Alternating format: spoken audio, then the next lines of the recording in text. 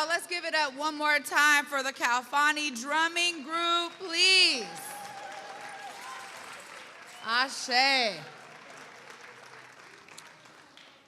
Good morning, everyone. How y'all doing this morning?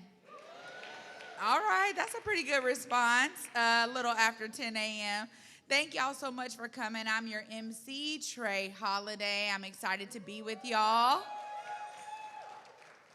Once again, for the state of Africatown, we are here for the 11th year. Y'all, give it up for 11 years of bringing information and inspiration to the community. I want to welcome you all here for this State of Africatown 2024. Today we gather under the theme of building legacy together, which is really a testament to our collective effort to shape a future that honors our heritage and builds a community that can thrive in place.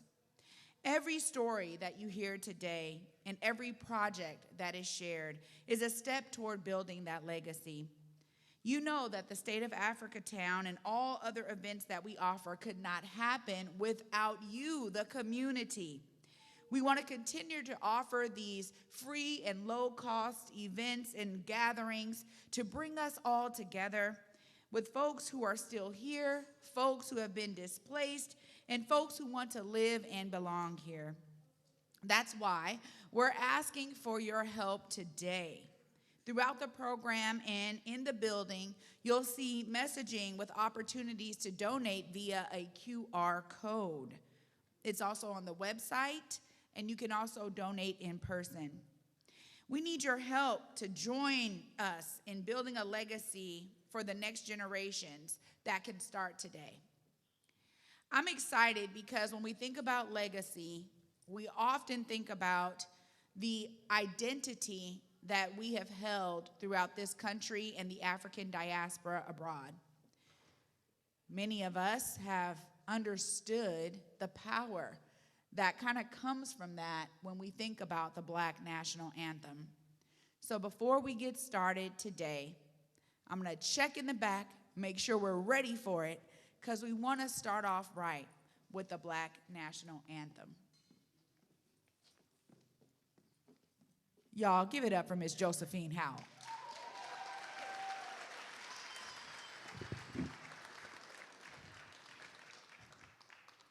Good morning.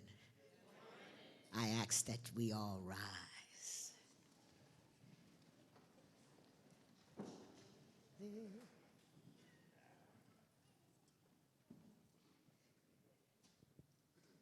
Lift every voice and sing till earth and heaven ring with the recording in progress. Huh? Oh, Monies of liberty, let our rejoicing rise high as the listening skies. Let it resound loud as the rolling sea. Sing a song full of the faith that the dark past has taught us. Sing a song full of the hope that the present has brought us. Facing the rising sun of our new day begun, let us march on till victory is won. Stony the road we trod, bitter the chastening rod, felt in the days when hope unborn had died, yet with the steady beats have not our weary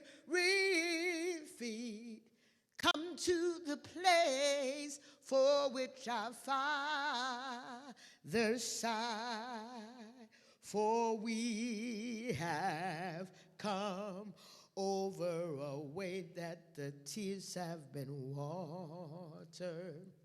We have come treading our path through the blood of the slaughtered.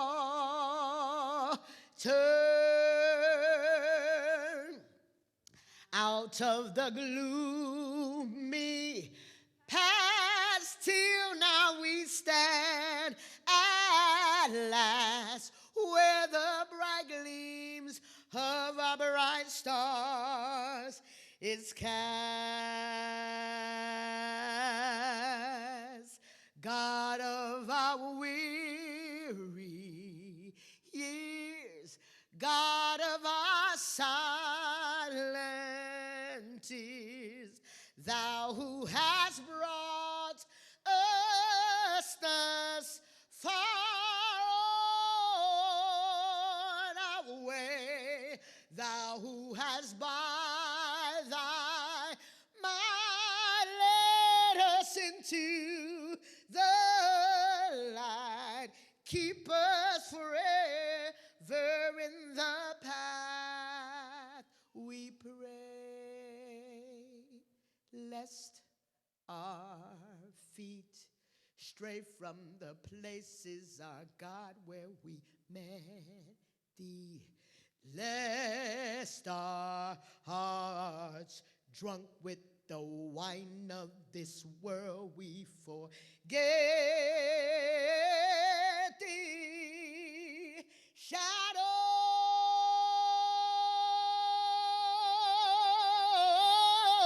beneath thy hand may we forever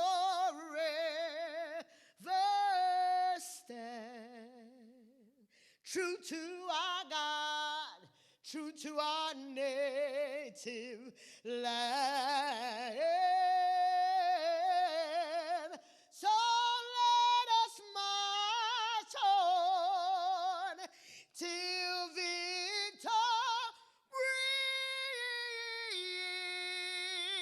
is won.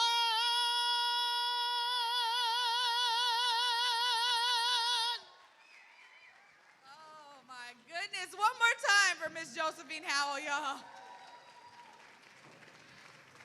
Well, obviously, we are here at the iconic Langston Hughes Performing Arts Center, and I want us to get an official welcome from the Executive Director, Ebony Arunga. Hello, everybody. Welcome to Langston Hughes Performing Arts Institute. Thank you, Josie, for that amazing rendition of the Black National Anthem.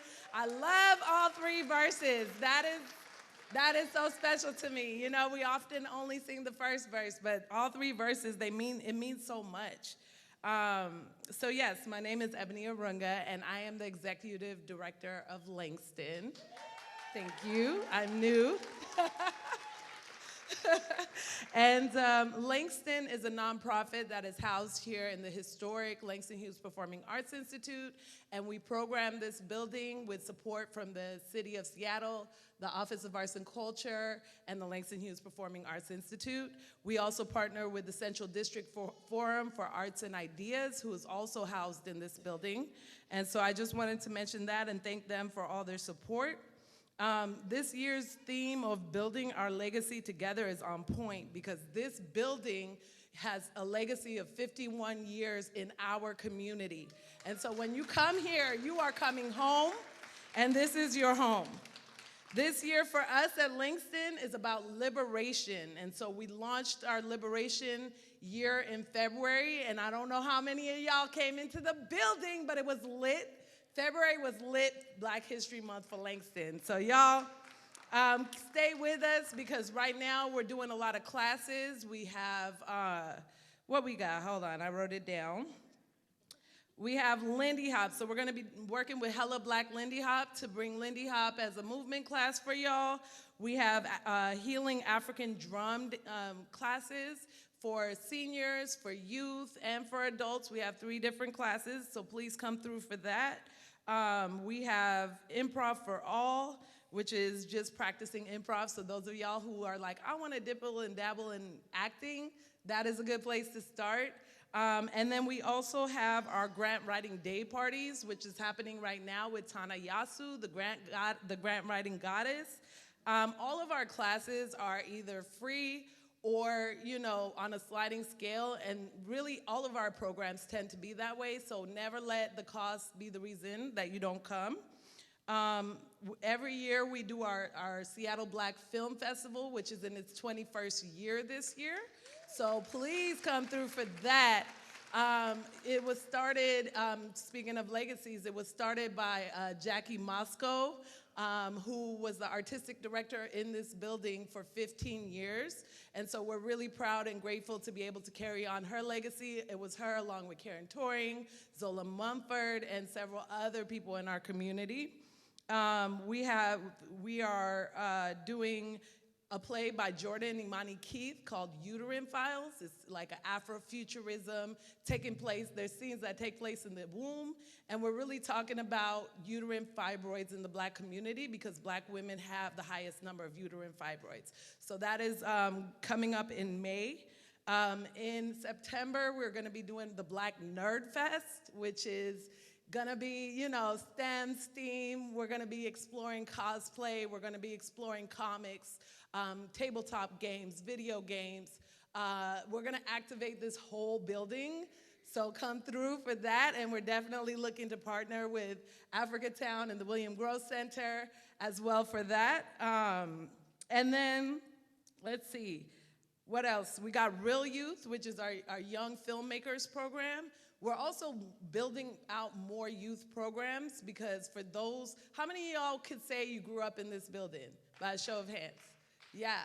So like, for those of us who grew up in this building, that means something to us, you know? And so one thing that we really wanna do is give an opportunity for our young people to have that same, you know, to be able to say they grew up in this building as well. So we are creating more youth programs coming up probably after we get through May.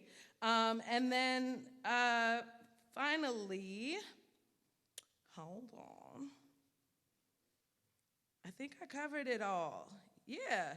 So come through to Langston and just know this is your home. It will always be your home. That is the legacy of this building, and we are always working every day to make sure that it stays this way. So thank you so much for being here, and we love to have it.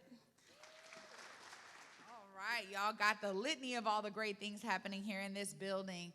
And of course, many of you see this plant here, you know what time it is. We get to bring out the Nana Kibibi Monie of New Black Arts West to get us settled right with Libation. Give it up.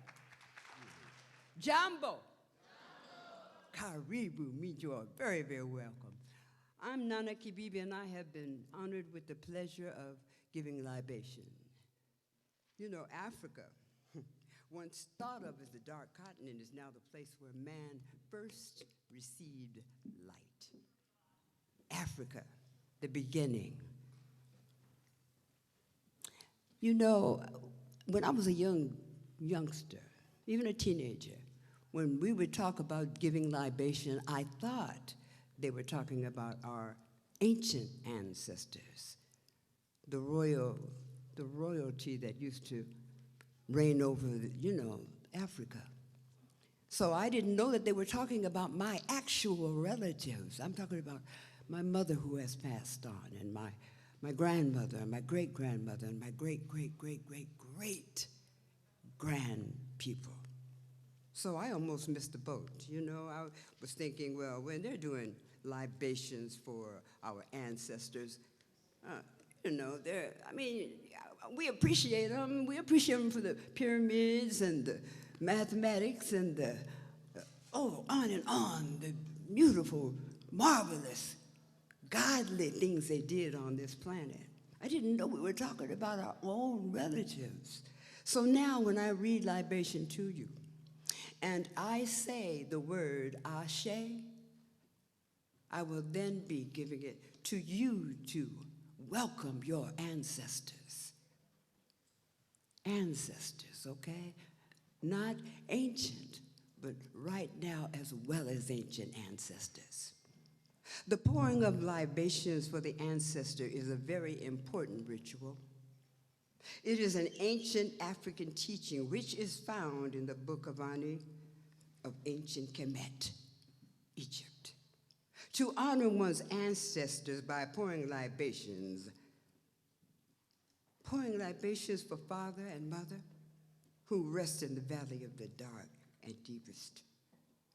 God willing, your action will accept our invitation. Do not forget this, even when you are away from home, sisters and brothers, for as you do for your parents, your children would do likewise for you. We pour libation in remembrance and honor of our ancient ancestors as well as our recently departed ancestors. And we reaffirm our linkage with them. We commit to their legacy.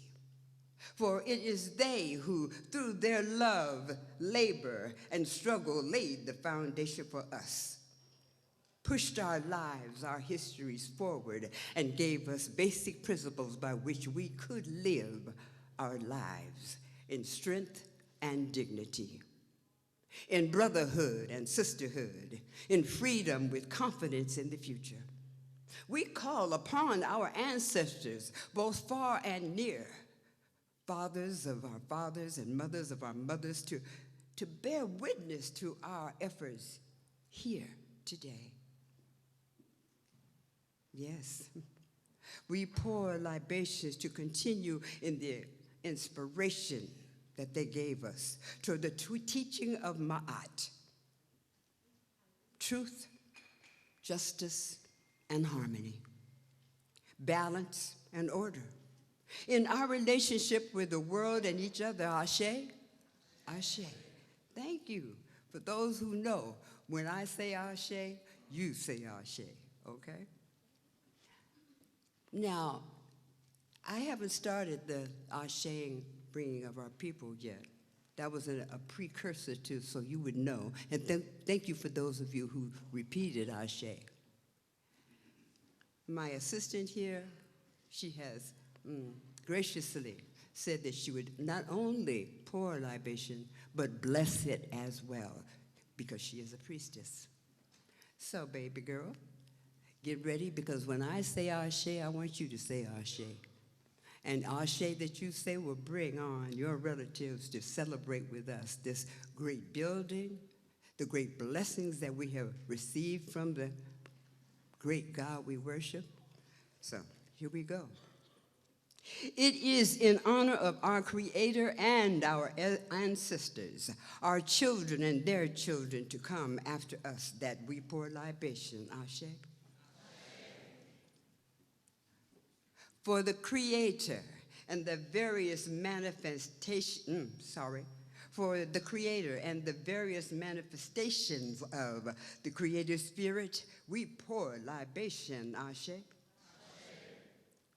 For us, our esteemed ancestors who laid the foundation for human civilization and also provided the wisdom by which we live and the models of which our lives are guided. We pour libation, Ashe.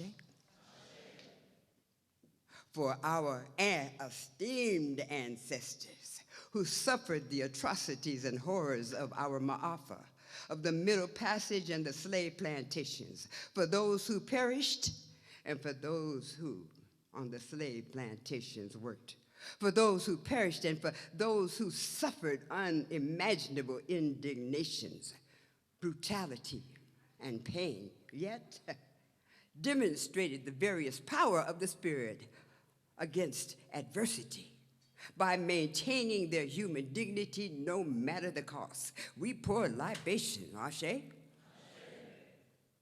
For all our esteemed ancestors who surely represented the very best that the human spirit can give the world, and whose courage and spirit will live eternally in our hearts and souls. For them and in their honor, we pour libation, Ashe.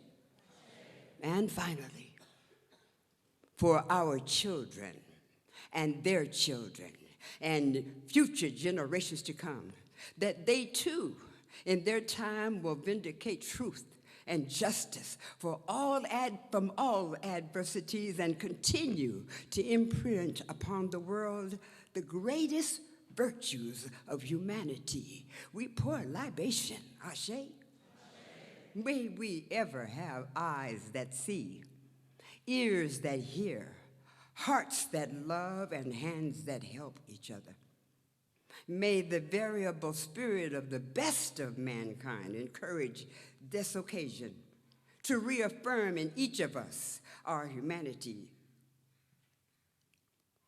I want all of you at one time or another to say, Ashe, and name the person you want to be here with us. So, my mother, Hattie Porter, Ashe.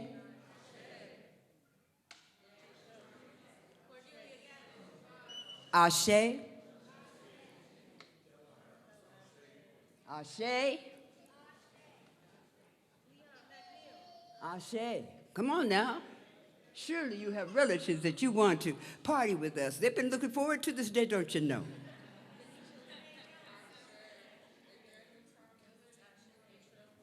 Malcolm X. Ashe. Marcus Garvey, yes, Ashe. Come on, y'all.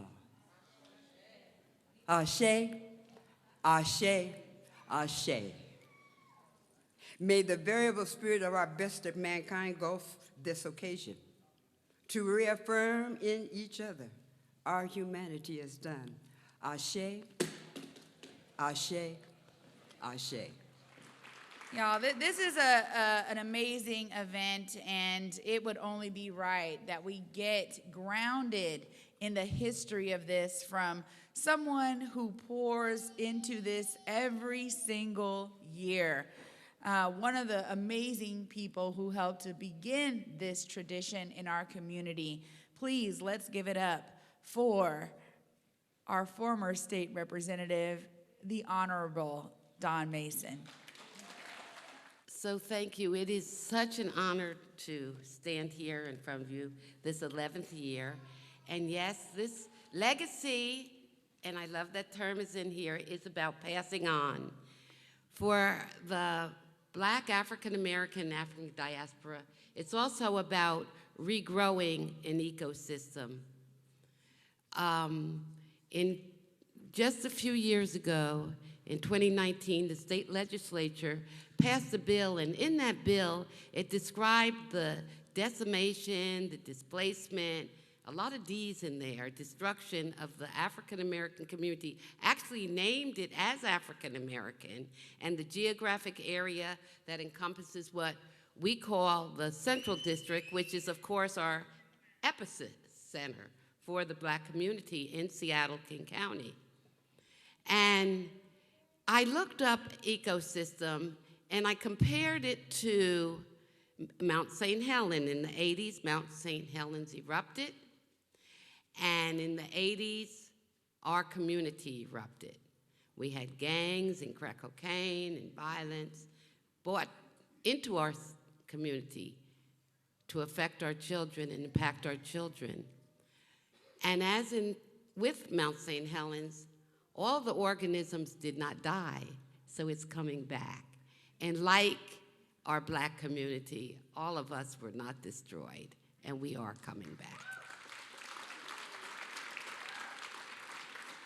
So I am honored to be here today and welcome you to the African-American African Diaspora Gathering, the foundation of the state of Africatown.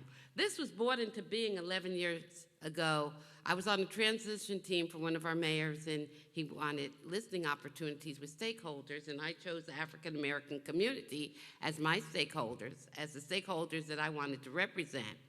And so I Ask White King, who is one of my community sons, and Trey is one of my community daughters, and Trosh is one of my community daughters, because legacy is about passing on the baton. We can actually do this, and all I have to do is show up for 5 minutes, and they can make this happen. And so that is legacy passing on. And also legacy passing on is seeing, and we'll hear from him, our former fire chief, Claude Harris, who's here with his black firefighters and dressed black. He used to have 100 of them follow him, and we're going to get to that. 2024, just consider we are kicking off the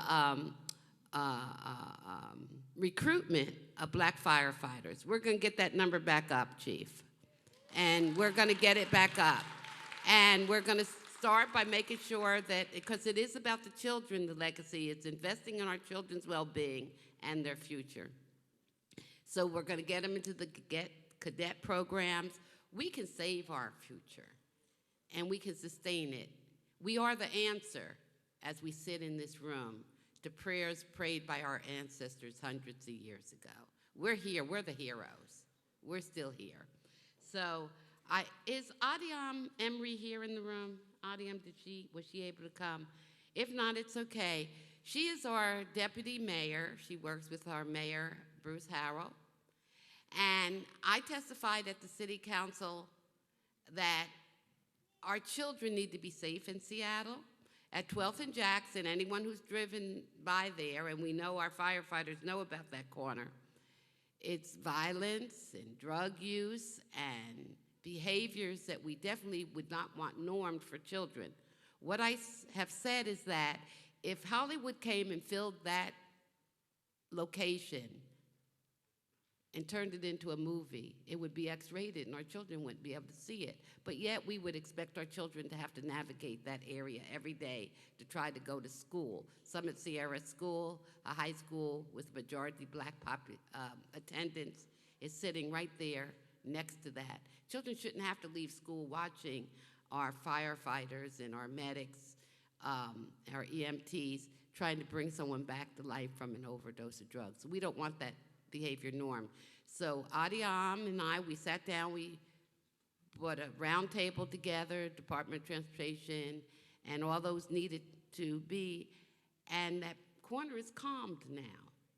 But it has to stay that way, so we have to stay ever vigilant. But I want to thank her for that work, and if we don't tell our story, others will tell the story, and they won't know how it happened. I want you to know it happened, because these two black women had intent. Our children will not, either you're going to move that behavior from our children, or we will move the school. So we got together, and the city came in, and police, fire, our Department of Transportation, and others, and it's calmer now, and let's keep it that way. So I just wanted to say that about Adiam. And then also, I'd like to say that we have a network. Where's Dr. Maxine Mims?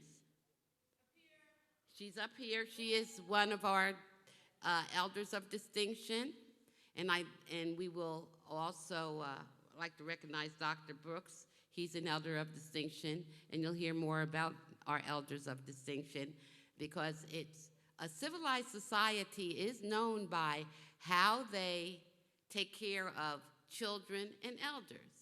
If our children are safe and our elders are safe, everybody else is safe.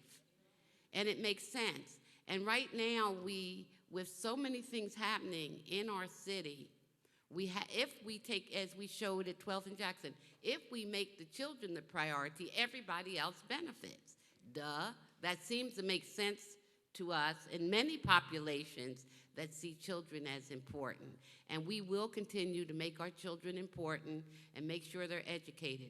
Dr. Mims told me in 1985 we need safe learning center along the I-5 corridor. I didn't know what she meant, but I went back and we spoke, and in all these years, all that I've done, all you've seen me done, comes from that statement.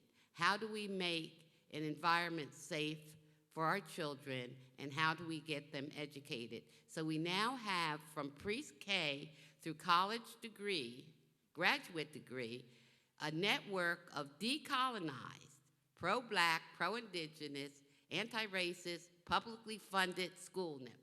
Imagine that. We did that. It took years. But it's going to take years to bring the epicenter, the ecology of our growth back. So I tell the next generations, the younger people, don't make people think you have to fix this in 1 year. It took 400 years to create this mess and this oppression and what we go through. Just keep going. And for our elders, the reason they get recognized as an elder of distinction is they've created a legacy and passed it on. There are many elders who keep it in their pocket and hold on to the baton with their arthritic hands, and they won't teach anyone. If they go, then whatever they were doing. When I leave here, this will still go on. It'll still go on. So when Josephine is no longer singing, she already knows who's going to fill in for her. We'll always have the Black National Anthem. I can't imagine a baseball, football game without the national anthem. How can we start a Black event without the Black National Anthem? We wouldn't even know that it began. So I mentioned, also I wanted to, would anyone who is a elected or appointed public official, past or present, please stand so I can welcome you and thank you. Come on, stand up. All right. We created this event as a listening opportunity for you because you every day make decisions that impact our lives and the lives of our children and their future. And we needed you to always know what we want and need and what we're doing. Other people, when they write our story, they might say we're not doing anything but stealing cars and using drugs. But that's not true. It's never been true. Education has been important. The emotional and well-being of our children are important. Just kind of close your eyes and envision our children in the torchlight parade on horses. Just a whole command of horses. We are adding horses to the social and emotional well-being of our children, working with the city. There's an area out in Auburn called the Red Barn Ranch, and we will at some point have our children on horses out there. Not overnight, but it's happening.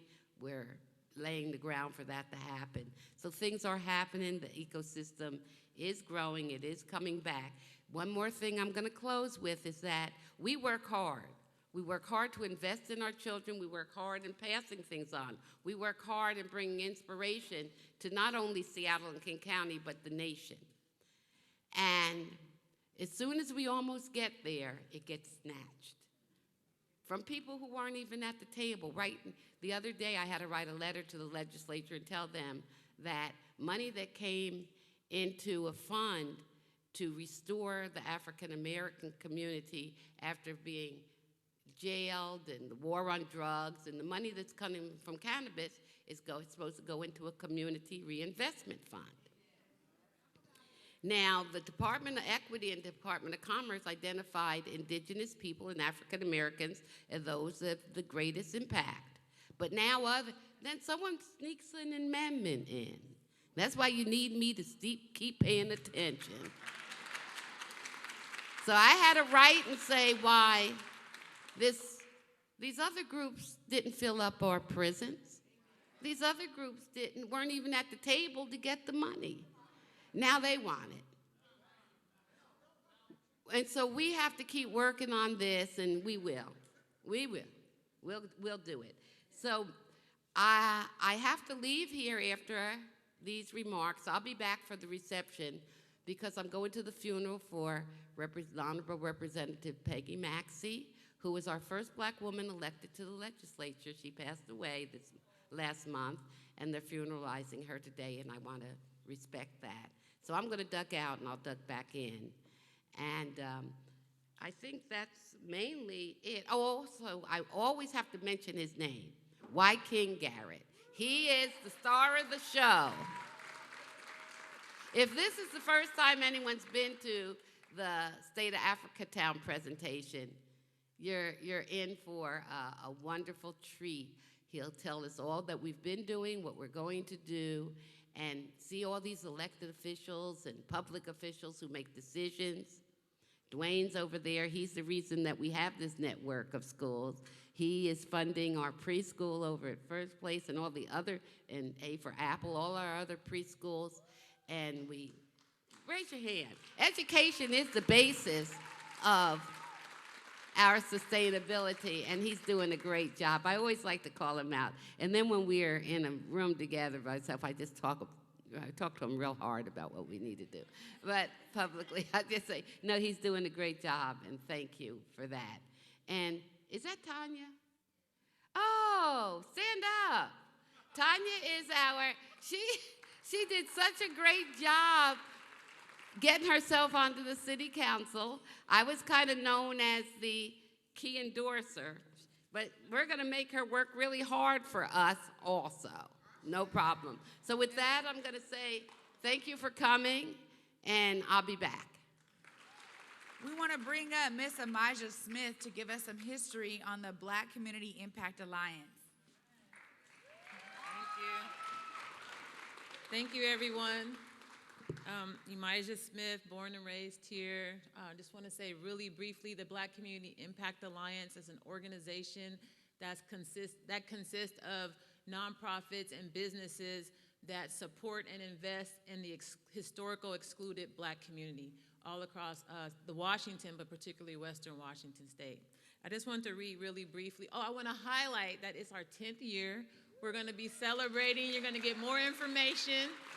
We're going to be celebrating in November, so invites will go out. Again, thank y'all for being here. But just really quickly, just want to share some of our values, if I can, if this pops back up.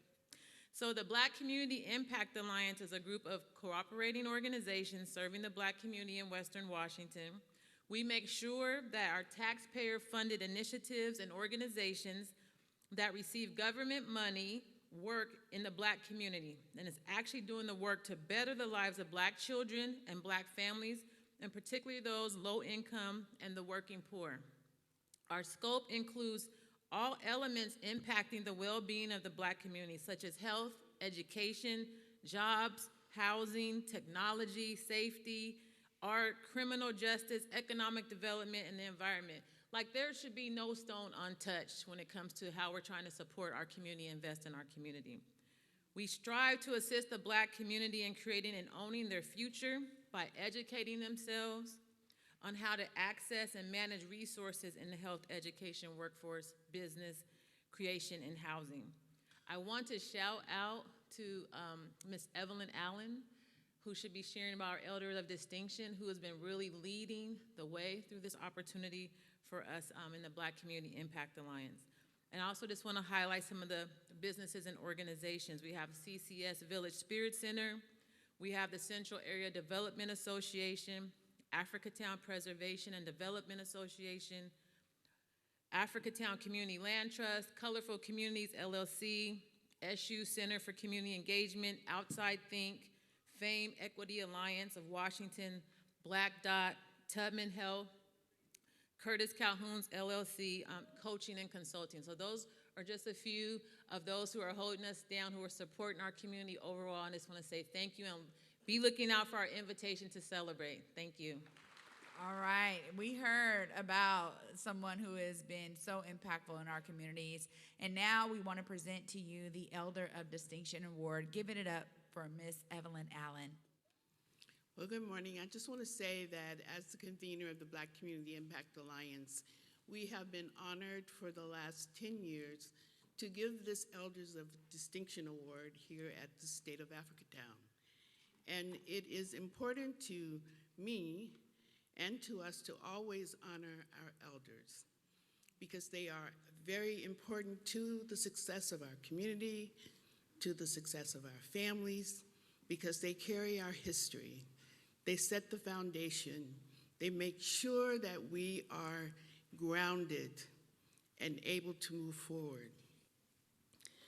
So for us to be able to say to our elders, you are important, we love you, we need you, we care for you, and you will always be important in our hearts. So for the Black Community Impact Alliance, we will always be here. We've been here for 10 years, and we'll be here as a part of the legacy of this community. Under this year's theme, Building Our Legacy Together, it is our privilege to highlight those whose endeavors significantly reflect our collected efforts towards a more equitable and just community, including our community elders. In keeping with this tradition, we are honored to recognize Chief Claude Harris.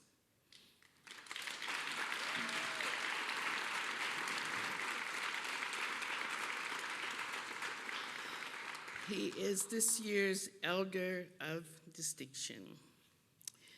Chief Claude Harris' legacy is distinguished not only by his historic role as Seattle's first Black firefighter in 1959 and first Black fire chief in 1985, but also by his unwavering commitment to fostering equity as the founder of the Seattle Black Firefighters Association.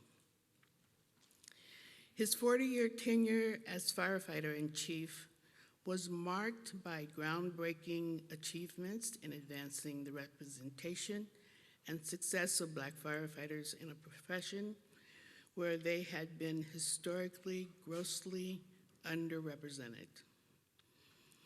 Chief Harris has been pivotal in mentoring Black firefighters, offering guidance, support, and encouragement to ensure that not only they joined in the fire service, but also thrive and ascend within its ranks.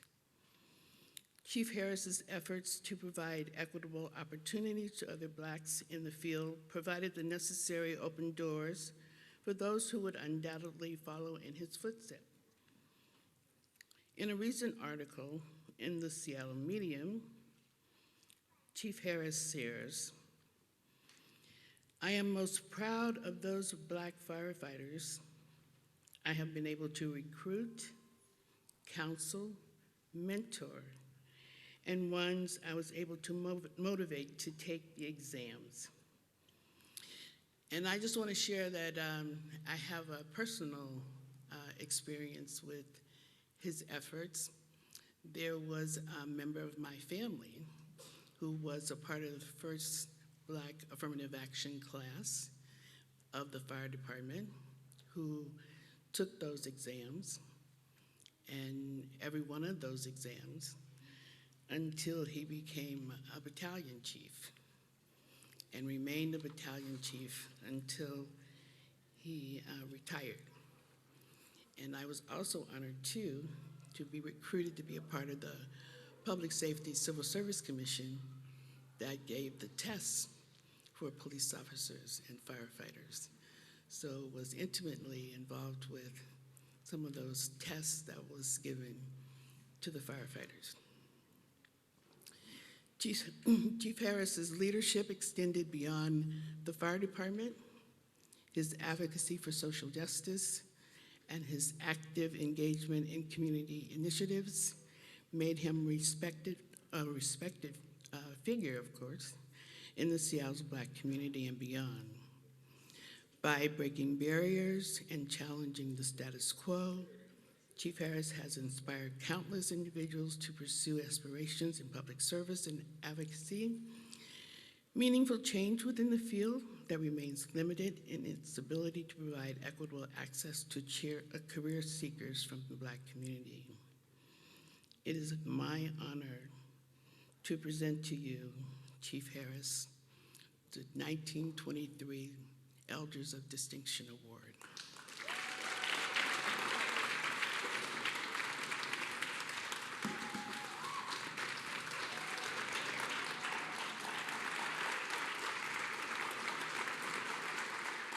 Okay, everyone sit down. I had to walk out the other end. I was sitting on the end seat, but I had to let the fire department in because if they have an alarm, they're going to be running out of here. And I don't want them to slow down at all. So, first of all, I want to thank all of the people that have come out to this outstanding presentation. I'm very honored to receive this presentation. Now, before I get started, I want to say that I almost quit 25 times when I joined the fire department. And 5 of those times I was as serious as a heart attack. But things have changed, and I'm recruiting now. I've been recruiting for 65 years. That's when I first came in, 65 years ago. That was January 5th. So before I start talking anymore, I want to let you know that starting October to November, the Seattle Fire Department is going to try to fill a void. I think it's something like 150 firefighters short, somewhere close to that. This is a good job, and we're recruiting both men and women. We've got women firefighters, women lieutenants, captains, battalion chiefs, deputy chiefs. So there are opportunities there for all. And the starting salary is $80,000 a year. It's a little bit more than that because they're trying to finish up a contract negotiation, so it'll be a little bit more than that. All you have to do is to call civil service. And I'm not going to give you the number. I'm going to make you work because you're going to have to start working if you go in the fire department. Nobody's going to be holding your hand. We need people. We've got supervisors. Those are the lieutenants, captains, battalion chiefs, and deputy chiefs. But it's a pain if you got to keep telling people what they know that they need to do. So anyway, it's a good job. I was there for 38 years. I've been retired 27 years. And I first came in January 5th, 1959. And I don't want to talk about those things that I wanted to retire about because things have changed, and I don't want to scare off other people that know that there's a career available to them. But I have a lot of families. I have a biological family. I have my son and his wife back there, Claude III. Stand up, Claude III, and where's his wife? There you go. And is that my grandson back there? Okay. Who else is back there? Okay.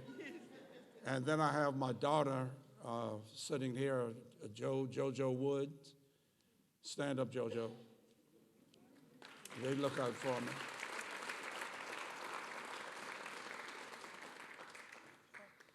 I have a military family, but none of them are here. So I'll speak to my fire department family. So here's the fire department family, and there's one over there. All of you guys stand up. I'm 90, and I stand up. Get up.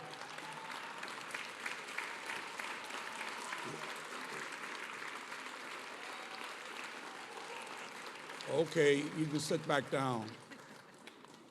I didn't want you to stand up yet, Chief. I'll give you okay, we've got our second black fire chief. His career is something like mine. He was the first black firefighter in his Garden City Fire Department. First engineer, which means driver, lieutenant, captain, battalion chief, and he became the first black fire chief in Garden City, California. So stand up so they can see you. So I want his wife to stand up too. Stand up, okay. I want to congratulate him because he's been supporting me I've been retired 27 years. He still gives me support wherever I am, and sometimes he takes me to places where he's going to be. He started an award that's called the Chief Harris Award, and that's in April, and I got the first award, so I got to be there to see who's going to get that second award. But I just want to say that, as I said, first of all, I'm honored, and the Seattle Fire Department's a good job. This guy sitting on the corner here, he's been in 49 years. Stand up, Ebony. 49 years.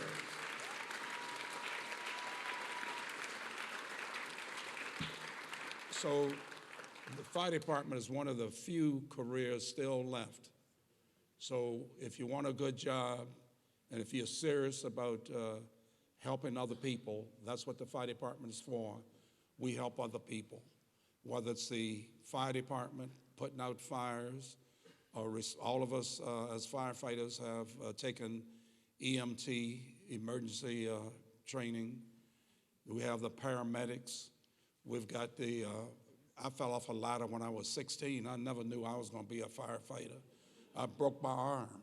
And because I lived in Washington, D.C., and because of some of this, I'll have to say what it was, racism.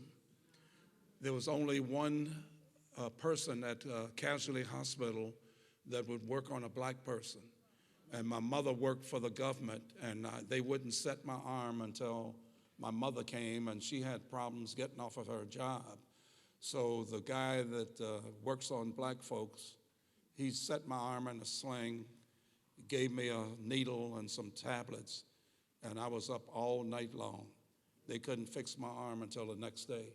So for that reason, I never got any higher than standing up in a chair. And I had to have something to help support me in that chair.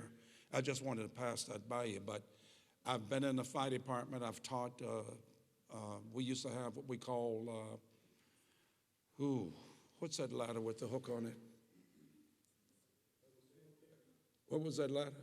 The pump here ladder. We used to have the pump here ladder. And the first day I was in the fire department, I had to go up a pump here ladder. A pump here ladder has a hook, and then it has rungs on the ladder. And I had to go up the pump here ladder, switch over to another pump here ladder. That got to be a pretty dangerous thing. And eventually they discontinued that. Also, when I first came in the fire department, they used to clean the aerial ladder, and the guys would put the aerial ladder perpendicular to the bed. That means it's 106 feet up, and they would climb up that ladder and clean the rungs and the beams all the way up. And I was fortunate not to have to do that. But it's time for me to go. Well, let me say one other thing. I've been in the fire department. I've been around the world. I've been to Japan. I've been to Africa. I've been to Mexico 7 times for a seafair. And all of this is because I talk a lot. And even though it's difficult to work with people that don't see things the same way you see them, you have to be able to talk to those people. And through my talking and whatnot, I've been able to do a lot of things with people throughout the community. Thank you. Well, I'm really excited because this year is a special year at the state of Africatown. As we think about how we award those who dedicate their lives to doing work, we have one more award to present today. It is the first time we're presenting this amazing award, and it is going to a person who has dedicated his life to really educating himself so he can educate others on the ancient history of our people in Africa and specifically throughout the Nile Valley. So I'm really excited that we have someone who is here in Ashra, Kwesi, who has been dedicating himself for the last 42 years, taking black folks all the way to Egypt so they can know thyself. Y'all, give it up for Ashra, Kwesi, and the 2024 Africatown Global Impact Award.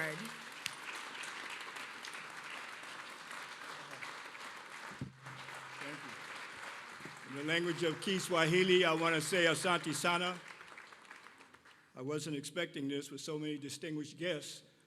I don't live in Seattle, Washington. I just flew here last night. And to hear so many great people here in the community, and especially here in Africatown. And as I thought about Africatown, I said, we as an African people have to look at Africa from a world view. And it's an honor that we're taking that part of that African worldview and also having it up Africatown here in Seattle. But when we look at that germination of humanity and the leakies who let it all leak out, that Africa is where it all started. At one time, they even looked at Europe as being the home of humanity. And in fact, they made what is called a Piltdown Man, and they found out that was a forgery. Humanity did not start in Europe. And they also found the Java Man of 500,000 years, and they said, well, it started in Asia, but nothing predated what they found in Africa. All anthropological evidence documents that the fallopian tube of the Nile Valley that ancient Kemet referred to as Happy, that's where it all began. Early Africans migrated out all over the planet Earth. No matter what ethnic group you are on this planet, that beginning started in Africa.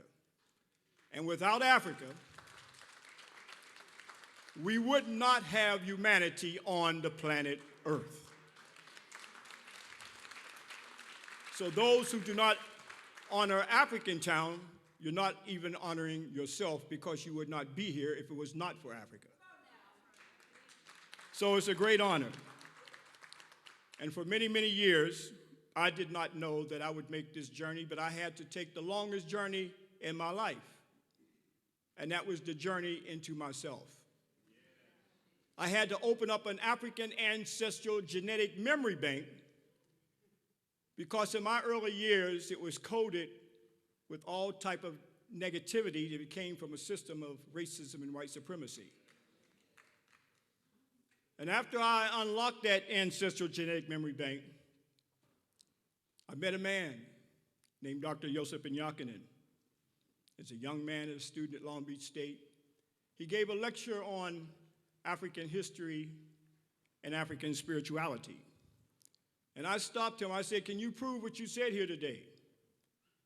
He said, not only can I prove it, but I can take you back to Africa and show you the greatest monuments on the planet Earth, right there in the land of Kemet that the Greeks referred to as Egypt. And Kemet means black. Deep down into ancient Kush, deep down into the Great Lakes region, where Kemet acknowledged also its beginning. I returned back with him, 14 years studying under him, now 42 years non-stop returning back to Africa to reveal that information and lecturing all over the world. And also lecturing today in Tacoma on the African civilization, unlocking the African genius from the books in stone. So it's a great honor. This will be another great plaque that will go on my wall, and I know I lecture, so I know that I'm going to get a tap on the shoulder too. So it's an honor to be here in Seattle and see right here that we have an Africatown. And always remember that without an Africatown, there would not be anyone on the planet Earth. Hotel. Peace. Y'all, now we get to actually transition to hearing from some of the amazing folks in our community who are doing great things. And as we delve into the heart of community's progress, we're going to open up with Africatown's William Gross Center for Cultural Innovation, or WGC as it is known, and celebrate the milestones achieved there. Ty Griffin, WGC's program manager, will be sharing achievements over the past year, as well as where WGC hopes to land in the future with our support. As many of you know, WGC functions as our community's hub for cultural innovation and business development. It's also a testament of what we can achieve together. Let's give it up for Ty Griffin, y'all. So I'm Ty Griffin. I am the program manager for the William Gross Center for Cultural Innovation, and let's get into this. So as you can see here, since 2023, we've served over 300 students, provided 500 plus hours of programming, and we partner with 25 plus businesses and hired 32 facilitators for programming and business development. We've been a key contributor to the development of small Black business owners through events and workshops. We've been able to empower and preserve the Black diaspora community with resources, education, and leadership in the pursuit of achieving a vibrant and thriving Black community. All right, that word empowerment means to give authority to, right? And the word preserve means to protect. So we're doing two things. We're giving power and we're preserving. So the youth, by honoring them, we empower them. And then we want to protect them, right? So that's our mission. So to date, we've done 300, okay? Absolutely. Now, we do see opportunities, right? So these are numbers that, let us know where we're at, right? Take a minute and look at it, please. So the median annual wage for all STEM occupations is $97,980, compared with $44,670 for non-STEM jobs. And that only 9% of the STEM workforce is Black. Only 20% of high school graduates are prepared for college-level coursework in STEM majors. So that means 80% are not prepared. Let's reverse that number. 80% right now will potentially make $44,000. That's less than half of the 97, right? So what do? This is what we've been doing over the past year or so. This is a chart that represents how we address our youth and our community as a whole. We start from age 0 to 5, that means from birth, all the way to 30 plus, right? So here we have Minecraft coding. Gaming is now the new way of teaching, right? So once we interact with students, we got to meet them where they're at, right? Through gaming, the Dolly Parton Imaginary Library, that's another portion of which we've been able to give 15,000 students access to books for free, right? 15,000. Not bad, right? So with this graph, how do we begin to address, right? So ultimately, we want students to then be able to graduate to the next level, right? As you see, we have elementary and middle school, the curriculum building technical skills while gaining healthy social interactions, while forging friendships and support through tutoring, coding, gaming, AR, VR, and of course, media production, because we want to tell our stories from a Black, responsible perspective, right? Next we want to do is, once those students graduate to the high school and college level, we want those opportunities to build on the training experience as it relates to AI and business development, professional presentation skills, website design and marketing, and also fashion design. Now, number 3, now having a multitude of options, students are able to, if they choose, to tap into workforce development and entrepreneurship pipeline, which consists of networking, opportunities and events, business workshops, mentors and mentees, financial literacy and initiatives, and meeting our aspiring established business owners where they are, right? So ultimately, we envision those individuals having our VC investment group, that's venture capitalist group, help fund their startup or supporting small businesses with high growth potential. So we look at this as a 360, right, opportunity. And lastly, we thought about what's important. Agriculture. Agriculture is the means in which we will thrive and survive, right? Benefits of microgreens, right? That's vertical gardening. Microgreens contain 4 to 40 times the nutritional value as vegetables, helps with type 2 diabetics, regulate their blood sugar, lowers the risk of heart disease, aids in the protection of vision, and reduces the risk of anemia. These are just a few of the benefits they have. So we found a way to engineer solutions to combat disease. Respond was to create a hydroponic cohort program which provides students an opportunity to learn about nutritional marketing, construction design, and building out a fully functioning hydroponic shed. This all exists at the William Growth Center. This was built and designed by students. Give it up for the students for that, please. Absolutely. All right. Wrapping up here. This is our this is our WGC Air Ones here, which has been created by our youth. They just wrapped up yesterday.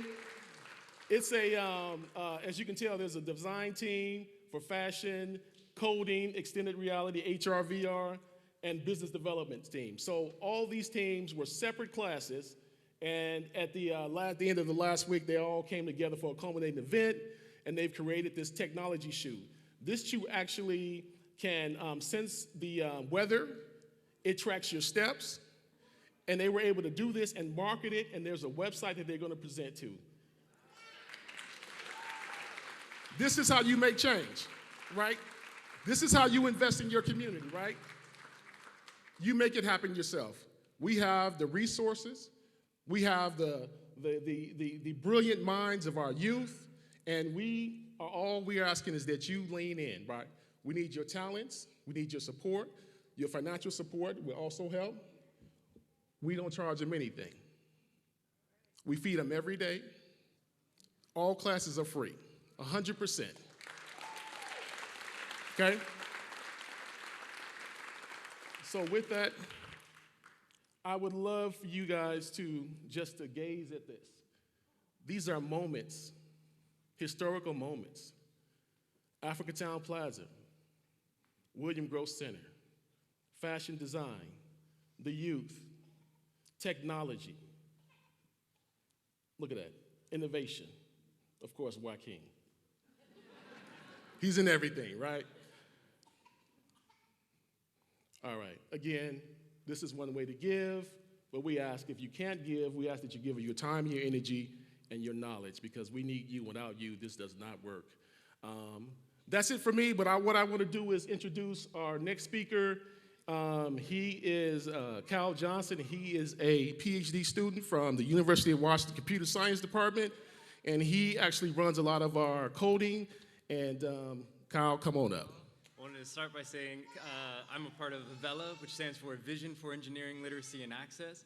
And as was mentioned, I'm also a PhD in computer science and engineering, so I apologize to everyone first, especially the kids, especially who are already asleep, if this gets real academic. We're about to show some stats, but I would hope that everyone can try to feel the numbers that we're showing. I know I did, that was why I started Avella. Try to not just have it go in one ear and out the other, because this is the reality for a lot of our students. The Washington STEM nonprofit mentioned that by 2026, they're expecting more than 60,000 jobs in STEM. This slide is titled, "A Need for More Black STEM Professionals." That is the need right there. There's gonna be 80% of those jobs that require 2 to 4 year degrees. That means 60,000 of these jobs are predominantly gonna need students to be able to get into college. That's the need. Why black? Projections show that by 2060, more than half of the population of our students are going to be black and Latine. And UW, the University of Washington, educates more than 50% of the engineers in the entire state of Washington. with those average starting salaries starting at $75,000. Not quite firefighting numbers, but you know, they're close. And so that's why we need more black engineers. A national survey of more than 1,000 schools, because I get told, well, they're not applying, they're not registering, they're just not interested. National survey of more than 1,000 schools found that black students are just as likely as their white counterparts to want to participate in STEM, and even more likely to want to pursue computer science. So there's an interest, there's a need, we just need paths. So again, these numbers are why I started Avella, because in 2017, when I became an undergrad at the University of Washington, they have this word called underrepresented minority students, which means that there's not enough black students to just call black students black students. They lump them in with Hispanics, and they lump them in with Native Americans and students with disabilities, and they come up with this number for underrepresented that is a sad 8.3%, despite in the state us having more than 21% of these URMs, these underrepresented minorities, and in the country having more than 34%. You can see as well that we don't tend to retain as well at the college level. More than 45% of these URM students end up dropping out, and they actually cite financial stress as the reason why they do so.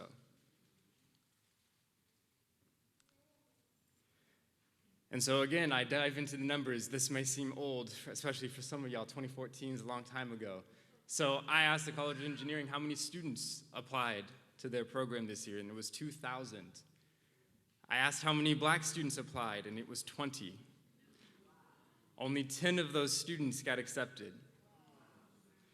7 of those 10 students came from Avella classes, like we're taught at the William Gross Center. So when I say we need paths, these are the paths. Why is it that this is so important? This is a quote when I reached out. They said, no one feels like they can get into the University of Washington, so they're not even applying. They said they had vacant seats specifically for URM students that didn't get filled because there weren't enough people applying. And they also said they don't have a dedicated recruiter to do so. And so why is it that we would want to go and ask for help if we can help ourselves? This is a slide I showed to students in our classes, like the classes that Ty just showed. Because the main thing I tell our students is you always must apply. You always must let someone else reject you. Never reject yourself.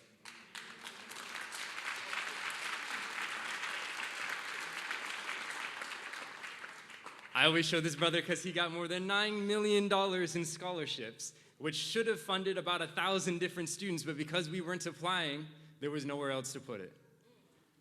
I've got students right over here, if they could stand up, who are very, very hyper successful in their field. They are the $9 million students, and they want to share what they know with everyone else in this room. I promise you there are more than 7 qualified students sitting in this room. I know there are more than 7 across the whole state and across this whole country. And it all started with us. The Black Student Union in the 1960s created the largest ever cultural center at the University of Washington's campus. We call it the Kelly Ethnic Cultural Center. Our students can go and they can learn how to pass their classes, they can get tutoring, mentoring, and they can find community there with the Black Student Union, with the National Society of Black Engineers, and with folks in Avella. These are the pathways. We're hosting a hip-hop climate concert. We're hoping to get discounted or free tickets for every single student that signs up for an Avella class, and we are hoping to recruit more students into our classes by enticing them with A-list celebrities.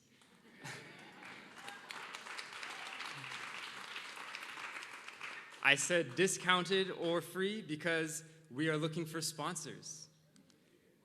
You can see the QR code at the top, that just goes to our website, but if you reach out to any of these emails or you come and talk to some of our students, we can tell you how you can help. We need sponsors. We need more classes taught. We want to reach more of these students that are in these K-12 schools. Any of the people that stood up over here can tell you how we can bring Avella to that school and to that classroom. Thank you for your time. All right, we're doing so much in this ecosystem. We're going to keep this rolling. I want to introduce Tarasha Thomas for the Africatown Center for Education and Innovation. I think we're all familiar with being a sibling and the sibling spectrum, right? So as the oldest child of the ecosystem, Africatown Center for Education and Innovation, there are things that can get overlooked. So this is the slide for today, and I'm going to work off my phone if you guys don't mind. Africatown for Education and Innovation was created and started in 2013. It was spawned out of the understanding of what all the slides that we just saw the young brother share with us. And one of the things that we really knew we had to do was encourage our community to not just do sports, but to also exercise the mind, right? And so that is where we sit in this ecosystem of the Africatown ecosystem. So I am going to open my slides on my phone and talk about what we did in some of what we did in 2023 and what we are aiming to do in 2024. So in 2023, we had partnership with bringing some youth from a school down the street to bring them and partner with William Gross to do an education and cooking class. One of those cooking classes specifically talked about how we merge education and cooking and understanding that we are them. And we are them is understanding that we are also those on the continent and that our history started before we were stolen. So infusing greens, the concept of greens, how we cook greens here in North America, in addition to the motherland, was the huge concept. In addition to that, we did Black graduation. So Black graduation in 2024 will be is 7th or 8th year. I think 2017 is when we started Black graduation. Last year we had about 16 scholars from all levels. We had kindergarten, 5th grade, 8th grade, high school, trades, and certificates, and a few classical taught college students. And so we're asking that our community lean into celebrating folks from crossing thresholds that help them exuberate excellence, right? Help them bring back to the community. So that is one of the charges that we are asking folks to do. In addition to that, we would like to call back our educators to create and continue an educator think tank so that we are continuing to understand that not only do we have curriculum, but that we have been the best teachers for our children. We have turned out the most geniuses in our community than we have allowed to be within the school district. In any school district, doesn't matter if it's charter or public schools, private schools, we, even when we're in those institutions, are able to infuse the genius that helps them be someone that stays connected and grounded, confident, in addition to passing on the baton to other community members within, right? The village concept. And so I'm not sure if I'm missing, and Doctor for a Day. So we just celebrated our 10th anniversary of Doctor for a Day. And we spoke to 145 young people. Yes, you can clap for that, because that's... So Doctor for a Day is in partnership with the University of Washington with the one of the co-founders is Dr. Estelle Williams. And what happens on this day is that super melanated doctors, nurses, medical assistants, and those in the medical field come on site so that young people can see themselves in them. And this year, they were teaching young people how to do ultrasounds. Now, having kids really be focused and not, playing with each other on the side, be focused on learning how to do ultrasounds, learning how to take pulses, learning how to feel lumps was something that was very, very near and dear to us. As we heard earlier in one of the presentations about how, we are affected most often from things that doctors who don't look like us don't pay attention to. So we need ourselves in these spaces, right? And so talking to these It was an array, mostly melanated, but definitely we were in the building, understanding that the things that affect our heart health was the theme. That affect our heart are more than what meets the eye, right? When they talk about people turning red, they are not talking about us, right? So there are things that we just get missed. Our understanding of self gets missed. So being able to share with them that the more you know about our community, the more you know about ourselves, the more value that people hold us in. And so that is where we sit within the ecosystem of the Africatown ecosystem, is helping people understand what we offer the world, right? More than just giving you the 7 sciences, but everything that we touch is gold, right? We make everything better, right? Not just spices, not just fashion, not just music, but we make everything better. And so when we begin to share that and have other people share that with each other, we will be a better people for that. And so for that, I want to say thank you. As the oldest child of the ecosystem, I want you to remember that we are here. Please come join our efforts. There is a lot to still be done, and we can do that better together. Up next for some entertainment for you, really excited to have Champs Boxing in the building. Let's give it up for them. So Champ Boxing stands for creating healthy attitudes and motivating our people. I'm seeing people say, come up further. Come on out. Come on out. Come up front.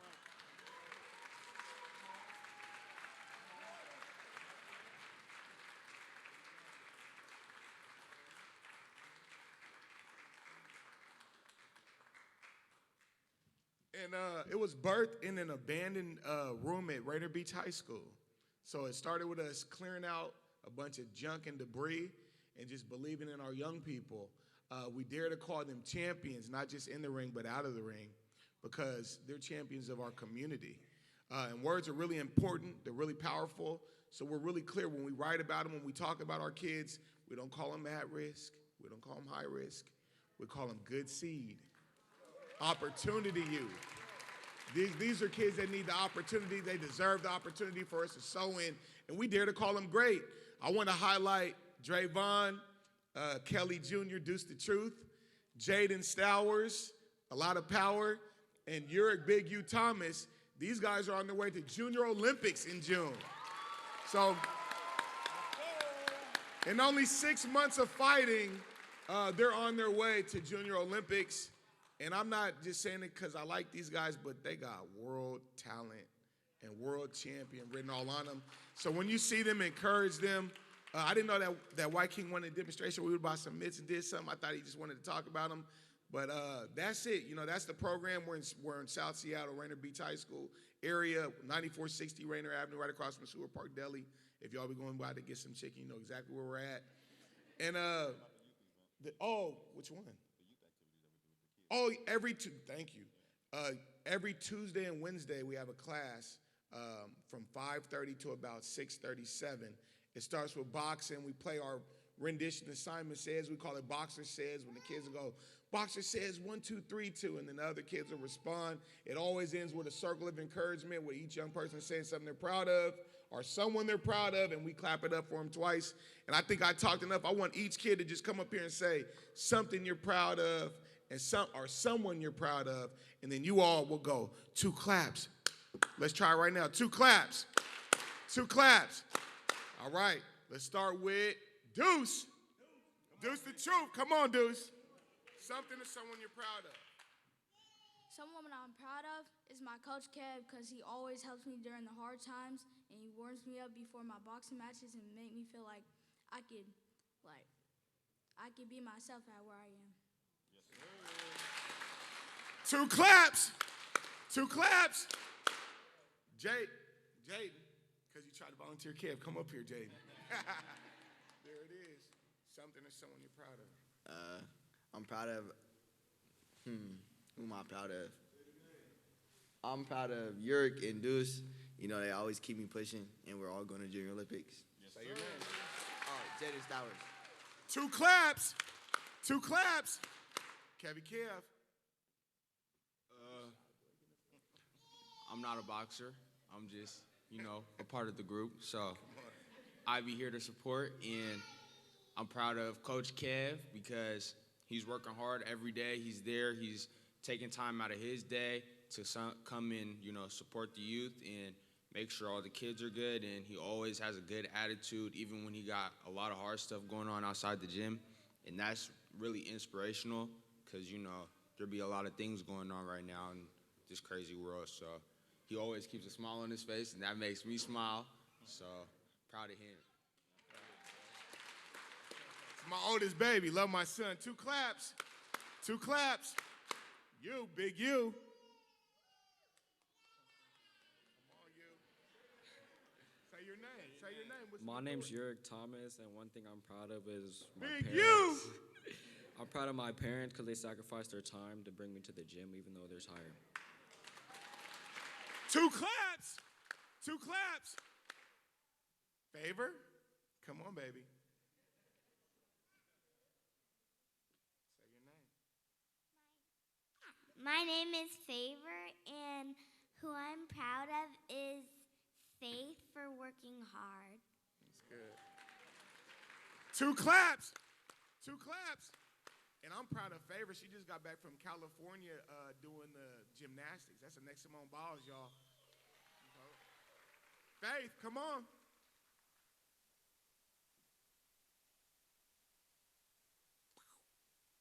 I'm proud of the coaches. I don't know what for. Are yourself. Are yourself. You can be proud of yourself, baby. No, I'm proud of the coaches. All right, thank you. All right, she proud of the coaches. 2 claps. 2 claps. John, come on. Baby boy, say your name. Say it with your chest. My name is Johnny, and I'm proud of the coaches and the fighters for always working hard and taking time out of their days for fights and stuff. Man. 2 claps. 2 claps. And I believe that's everybody except for Coach Lynn. We there, I see you. Coach Lynn. My name is Leonard Howes, and I just like to volunteer in the community and come help out. And I'm proud of just our community for working together and this team for being so strong and structured. We travel all over the country and do different events. And if you just watch these young men and how they move as best friends when we're out of state in Mesa, Arizona, or in different areas, I work with my own nonprofit running around doing things, and just seeing the natural camaraderie that they have makes me have a lot of proudness in myself. So proud of you guys. 2 claps. 2 claps. If you guys want to help donate, because we're raising the money to get them to these places. We got invited to Canada. They've been invited to Mexico. And we're going to Kansas, Wichita for Junior Olympics. It's a whole week. Our Instagram is Champ Boxing Gym. So at Champ Boxing Gym on Instagram, and there's a link there to donate if you want to support their travel and their food, etc. But thank you all for your time. God bless you, and God bless these champs. One more time, clapping up for them. Thank you. Well, we are always ready to uplift amazing talent. And up next, we have amazing talent hitting the stage. Let's give it up, y'all, for Northwest Tap Connection. So we're located in the South End. For you all who may not familiar with me, I spent 32 years working with Seattle Police Department, and our actual strategic plan for Northwest Tap Connection is called Plantation Living. We specifically chose to be in the Rainier Beach area so that we could be in the midst of our people. We're in the process of getting a new home because you know that $10,000 a month for rent ain't working. There's a bunch of that sharecropping stuff that's going on. So definitely we will be having a capital campaign as we begin to really solidify, but we are looking at being right on the corner of Cloverdale and Rainier. Because what we're doing right now, and I encourage you to come down, is that my number one thing is I have a friend named Miss Martha, and every week we go out and we rescue Black artifacts found at the Goodwills and the Salvation Armies, because a lot of people are turning things back, and we take them out because they're our history and put them in a place. So by all means, come by Northwest Tap Connection, and you can take a look at, right now we have the Gathering of a People, which is looking at all of the artwork that comes out of the African diaspora. All right. Talk about Black joy abounding right here on this stage. Up next, we have an amazing organization ready to present to y'all about the foundational work they're doing in community regarding really disrupting this school to prison pipeline and giving folks a place that they can call home. Let's give it up for Coach Dom with Community Passageways. Community Passageways is an organization that we founded about 6 years ago. I'm going to tell a quick story. I'm not going to even get through these slides. I'm going to try to. I just like to wing things and come off the top of my head and go with my heart and the spirit.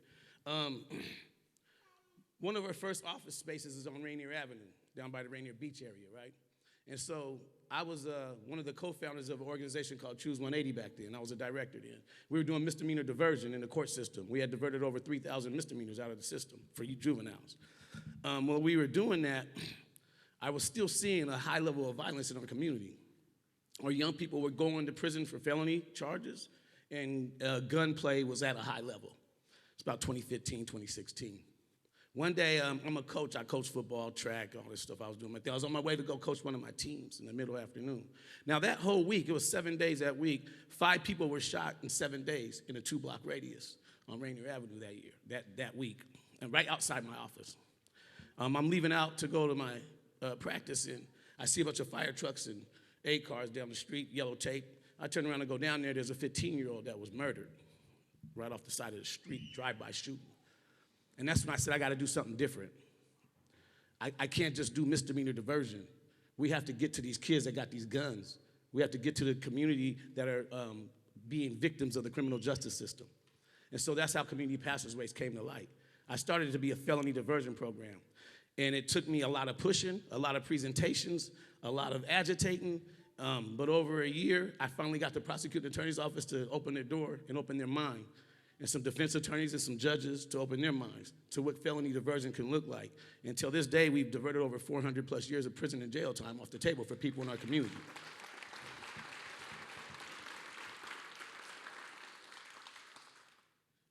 And started out being me and a couple of volunteers, some people that bought into the vision, right? And they came to the table and said, hey, we want to volunteer. Now we got over 80 plus employees, full time.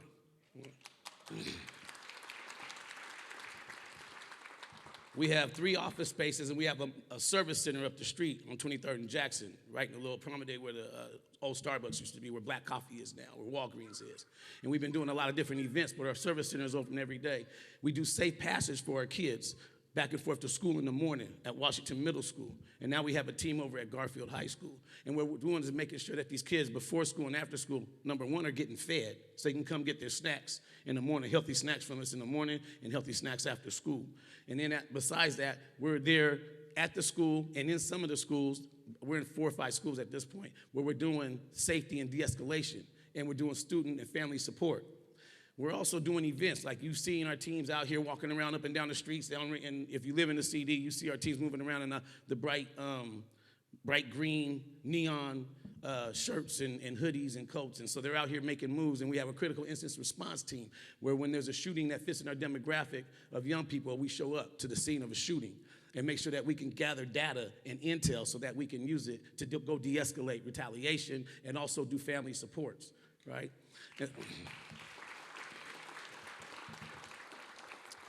We have a team of people that work at the Harborview Hospital in collaboration with Harborview Hospital. So when there's a gunshot victim that fits in our demographic, they get referred to us, and we automatically start helping the family with rental assistance, funeral assistance. We just got through, we've done this a lot of times where we'll get a phone call, or we'll see on social media that this funeral is being threatened to be shot up. Right? And so we'll have our teams go out there and station ourselves in front of the funeral, in front of the churches, in front of wherever, and we will make sure that we're a shield between whatever's going to happen and make sure that nothing does happen. So we've been doing these kind of things, right? You can go ahead and clap for that if you want to. That's us putting ourselves at risk, you know what I'm saying? I'm talking about that, but we're also doing homelessness work, mental health work. We're also working with families and engaging with the families at a high level. The court systems that we're working in, the people that are facing trials and sitting in jail from all the way from murder, manslaughter, they still need support. They're victims too. Victims, it doesn't hold in one box. Victims are people that have perpetrated crimes and have crimes perpetrated on them. Hurt people, right? So we try to support people as much as we can and try to stand in the gap where we want to just fill that gap. We want to come into a space and say, hey, we're here for you. We care for you. We're here to help your family. We're here to uplift you. We're here to support you. No matter what you've done, you're not what you've done. You are bigger than that. You're not the crime that they're charging you for. You're bigger than that. And we're here to show you that there's support here and there's still hope for your life. And we do that on a constant basis.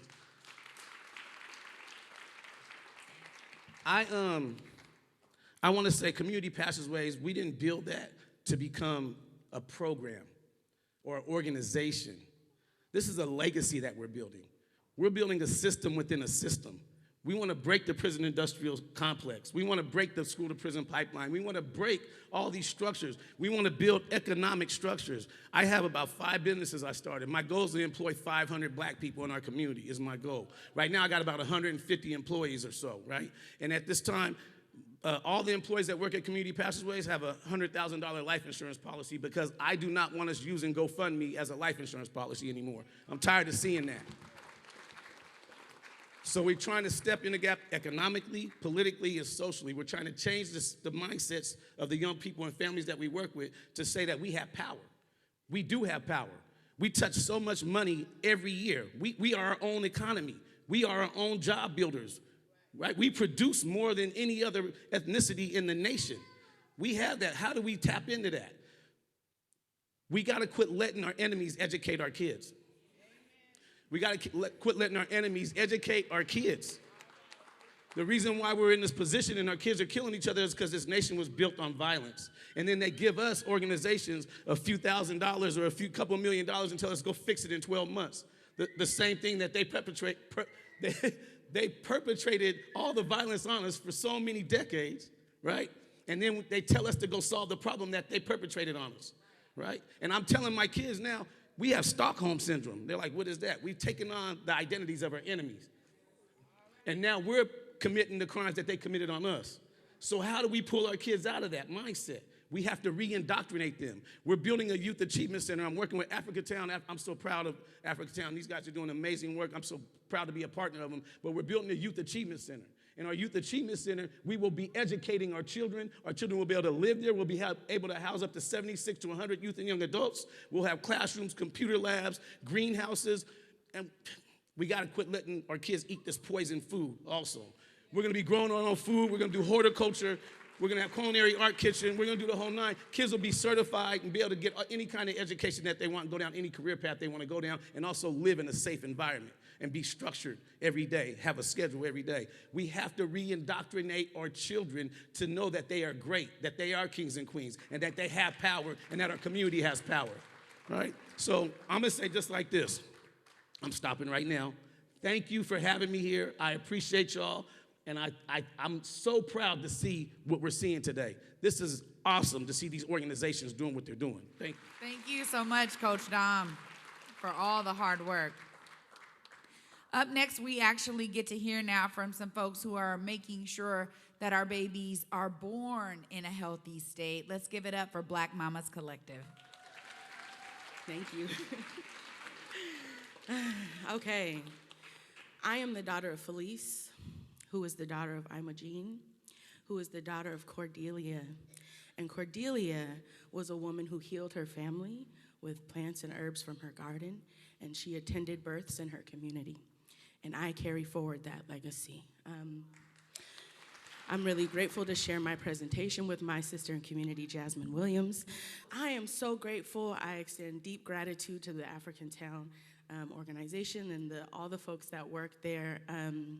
Because I feel like Black maternal health should absolutely be a part of the conversation on Black liberation. We miss that opportunity many times. People feel like, oh, because I'm not having a baby, that it's not a conversation that you should be a part of. But what you should know is that our children are bonded to us in the womb. They're hearing everything. They're feeling everything we feel. They're eating everything we eat. So if we want to raise a healthy community, it starts in the womb. So please know that this conversation is absolutely a conversation for you, okay? So the Black Mamas Collective started because, well, it is exactly that, a collective. I was really interested in mitigating the tokenism and the siloing that happens in our community, is particularly in a community with so much Black gold that is forced to operate in a very white dominant space. So I just want to name that some of the images that you're seeing actually came from an event that the Black Mamas Collective organized in community, celebrating Black Breastfeeding Week. So these are actually women in our community who are breastfeeding mothers. And we were able to provide free photo shoots for them so that they can be celebrated in their honor and dignity and beauty and grace. And you see this young mama here. She wasn't even dressed for a photo shoot. She just came to the event in her sweats, but she looks so dignified. And I absolutely love that photo of her. And so that's what we do. You know, the Black Mamas Collective is absolutely about celebrating our community, educating our community, uplifting our Black birthing families. And within that work, we are really about not just taking care of the Black birthing family, but also supporting our workforce development and sustainability, because as Black birth workers, we often experience secondary trauma when we're walking into these medical systems to support our families. So yeah, our work is supported around policy advocacy, our community events. April 11th through the 17th is Black Maternal Health Week. Black Mamas Collective is organizing our 5th annual Seattle Black Maternal Health Week celebration. It was here last year at Langston Hughes. This year, on April 14th, it will be at Washington Hall.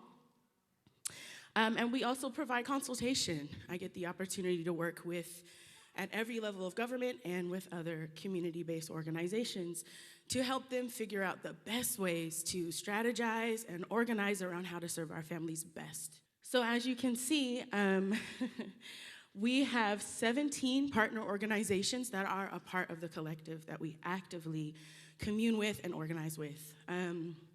We have had the opportunity to support 46 businesses and contractors, and that's mostly out of our work through Black Maternal Health Week, and in that have been able to circulate, when I look back at our data, over $61,000, and putting that money directly into Black hands.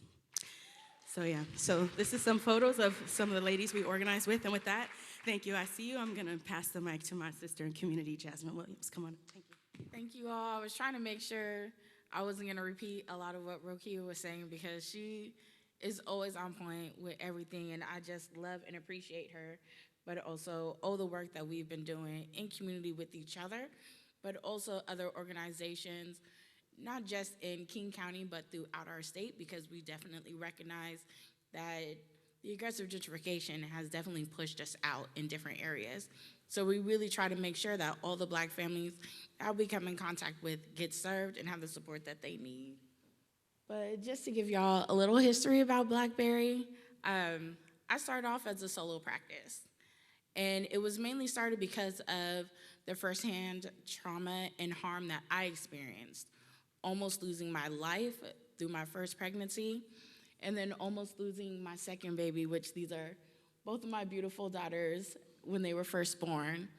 But almost losing my second baby in 2019 at a hospital here in Seattle, thinking I was in a progressive area, that things were gonna be different, but literally had the same exact experience as another white woman I met a couple of years ago, and realizing how quickly they moved to make sure her baby was born versus my baby was dying in the womb and almost lost her at birth. And through somebody stepping up and coming to me and telling me that she was a doula and wanting to help me through that process and experience, I got into doula support. And for us, I know Rokia knows me very well, that up until 2019, I had no clue what a doula was. I just knew in our community how we show up for each other. That my mom knew how to show up for me in my birth space. That my grandma, my aunties, they all knew how to just come together and support, making that meal for me, being able to watch my oldest child so I could focus on my healing. But we know that we don't always have that in all of our spaces. And so through Blackberry, we really strive to create a space that explicitly serves Black families. Last year alone, we received a grant from the Department of Health and also from King County that allows us to provide free and low-cost doula support for Black families. We have a community pantry that allows us to support our local Black businesses and other Black businesses around the country. So we buy from these businesses and we give to Black families throughout our state at no cost, because we want to make sure our Black families have what they need to survive.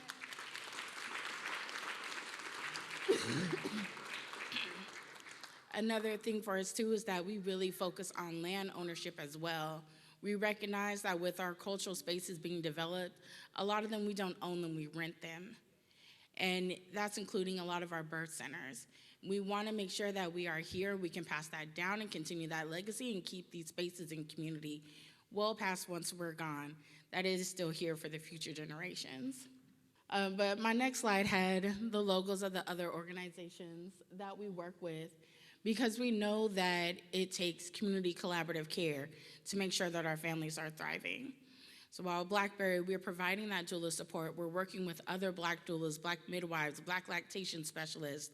We're working with Black mamas and Rokia, making sure that we have these beautiful events in our spaces, that we're celebrating, not just revisiting our trauma and processing our experiences, but we are bringing joy back to parenthood for Black families, that we're also acknowledging that the stigma and stereotypes that our Black fathers are active in our families as well and building out spaces for them.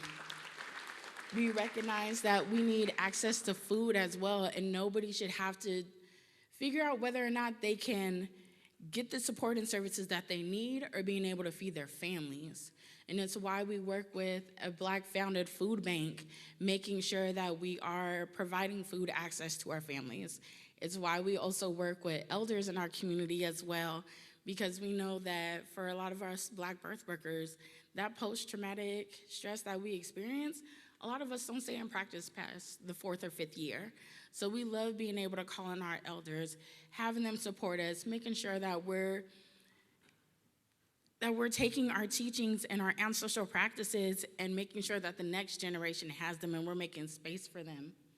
But we also work with Shades of Motherhood and Shades of Divinity, who are sister sites located in Tacoma and Spokane, because we know that Black folks are all across the state. We know that in different areas what we're facing and that we need to support each other.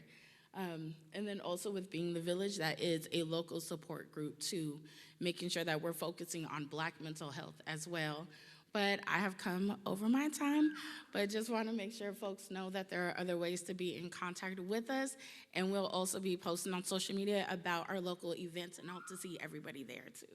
This is awesome. I have the hard job of trying to tell folks we need to move along. Thank y'all. We're a little bit over time, but I'm excited because this is the first year that the Office of Equity at the state level, we're the only one in the nation for Washington State's Office of Equity. So I want to introduce Director Megan Matthews to tell you more. Good afternoon, everyone. I know that time is short. What I want to say is, the first thing is our Black women are not okay. Nationally, Black women are being attacked all across the United States. We need to support our Black women because we're working hard. We saw many examples of Black women who have paved the way for us and young folks who are still coming up and trying to make change.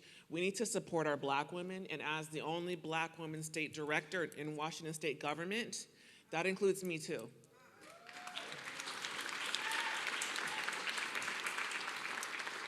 So I could talk a lot about the Office of Equity, but you all have an awesome connection in Trey Holliday, who is our Director for Communications.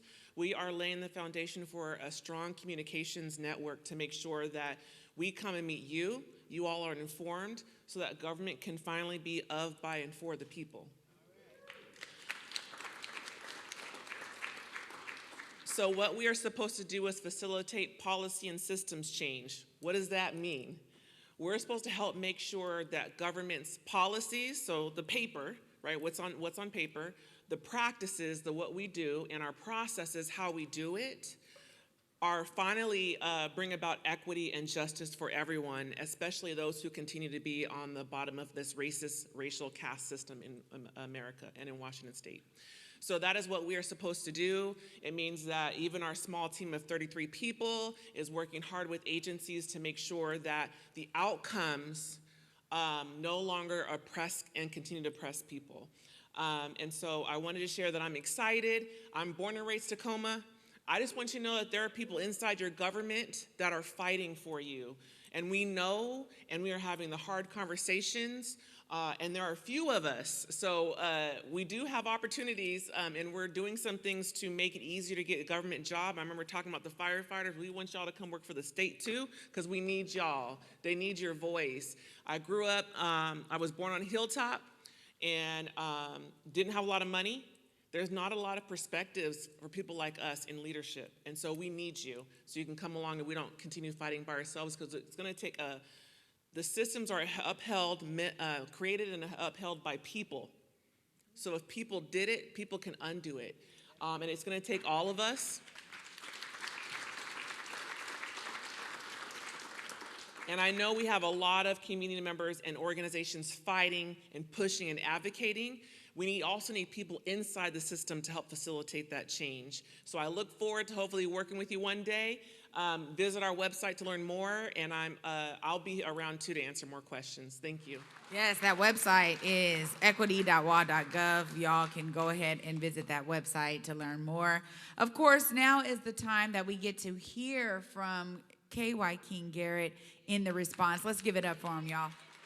All right, peace. Good evening, or good afternoon, or good morning. Where we at? We're somewhere. We're everywhere, all over this planet, right? I do want to thank everyone for coming out today and staying with us. We've seen some powerful things going on in our community. I want to acknowledge the team that has been working hard behind the scenes, right? Lynette and Kanisha and Caroline and the whole Africatown Community Land Trust team. If there's anyone from ACLT, please do stand. From the Africatown ecosystem, everyone working in our community. All right, so I'm here to talk about our vision, Africatown.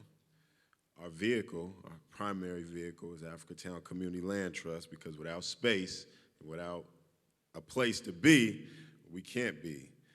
And then the fuel, what do we need to keep going, to get to where we're striving to go? And so, you know, this is 11, number 11. We've been coming to this stage highlighting the brilliance, the genius, solutions in our community for 11 years now.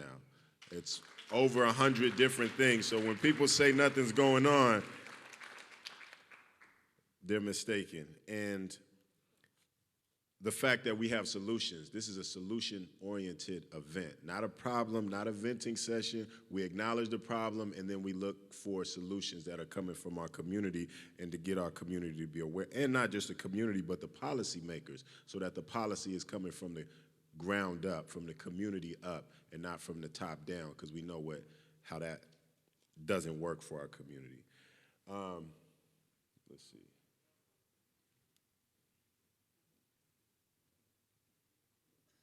This is what we were dealing with when we started, really moving Africatown forward. We see from 90% is what was actually reported, the Central District, down to below 10%. What does that say to you?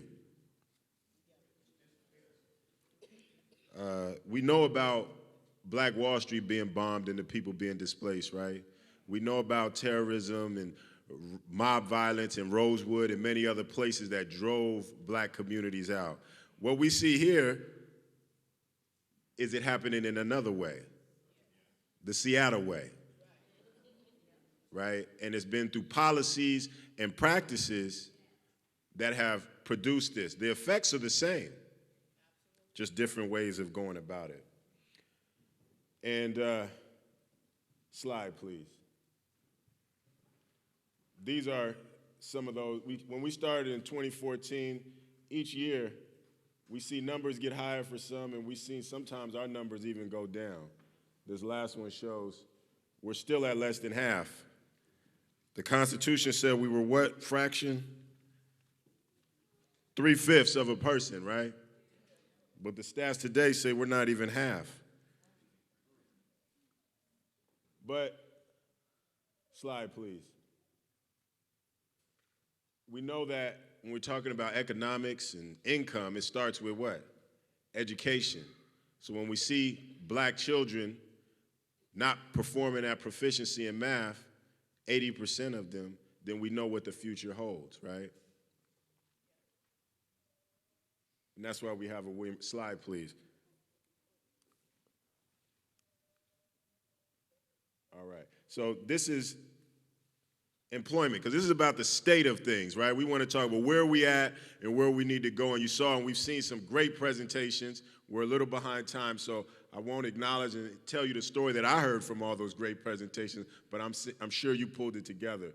And so we see that in key industries, we are not showing up. 1% in software developers, and that's who's making the most money. That's who's buying the houses in the Central District where we're, being pushed out. And even the creative economy, we're still not showing up, even though we know that black culture is one of the #1 exports from the United States to the world, right? But those economics are not coming into our communities, allowing us to build generational wealth. It's building generational wealth in other family lines. Slide. And then home ownership rates. This just came out from NAREB, the National Black Real Estate Organization, showing that in Seattle, our home ownership in 1970 was almost 50% in the black community here. And now we're closer to 30%. But this is a place that is very liberal and very progressive. Liberal means you're free to be.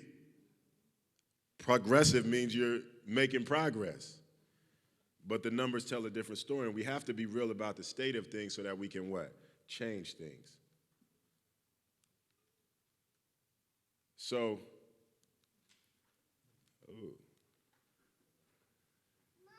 you didn't get a good education.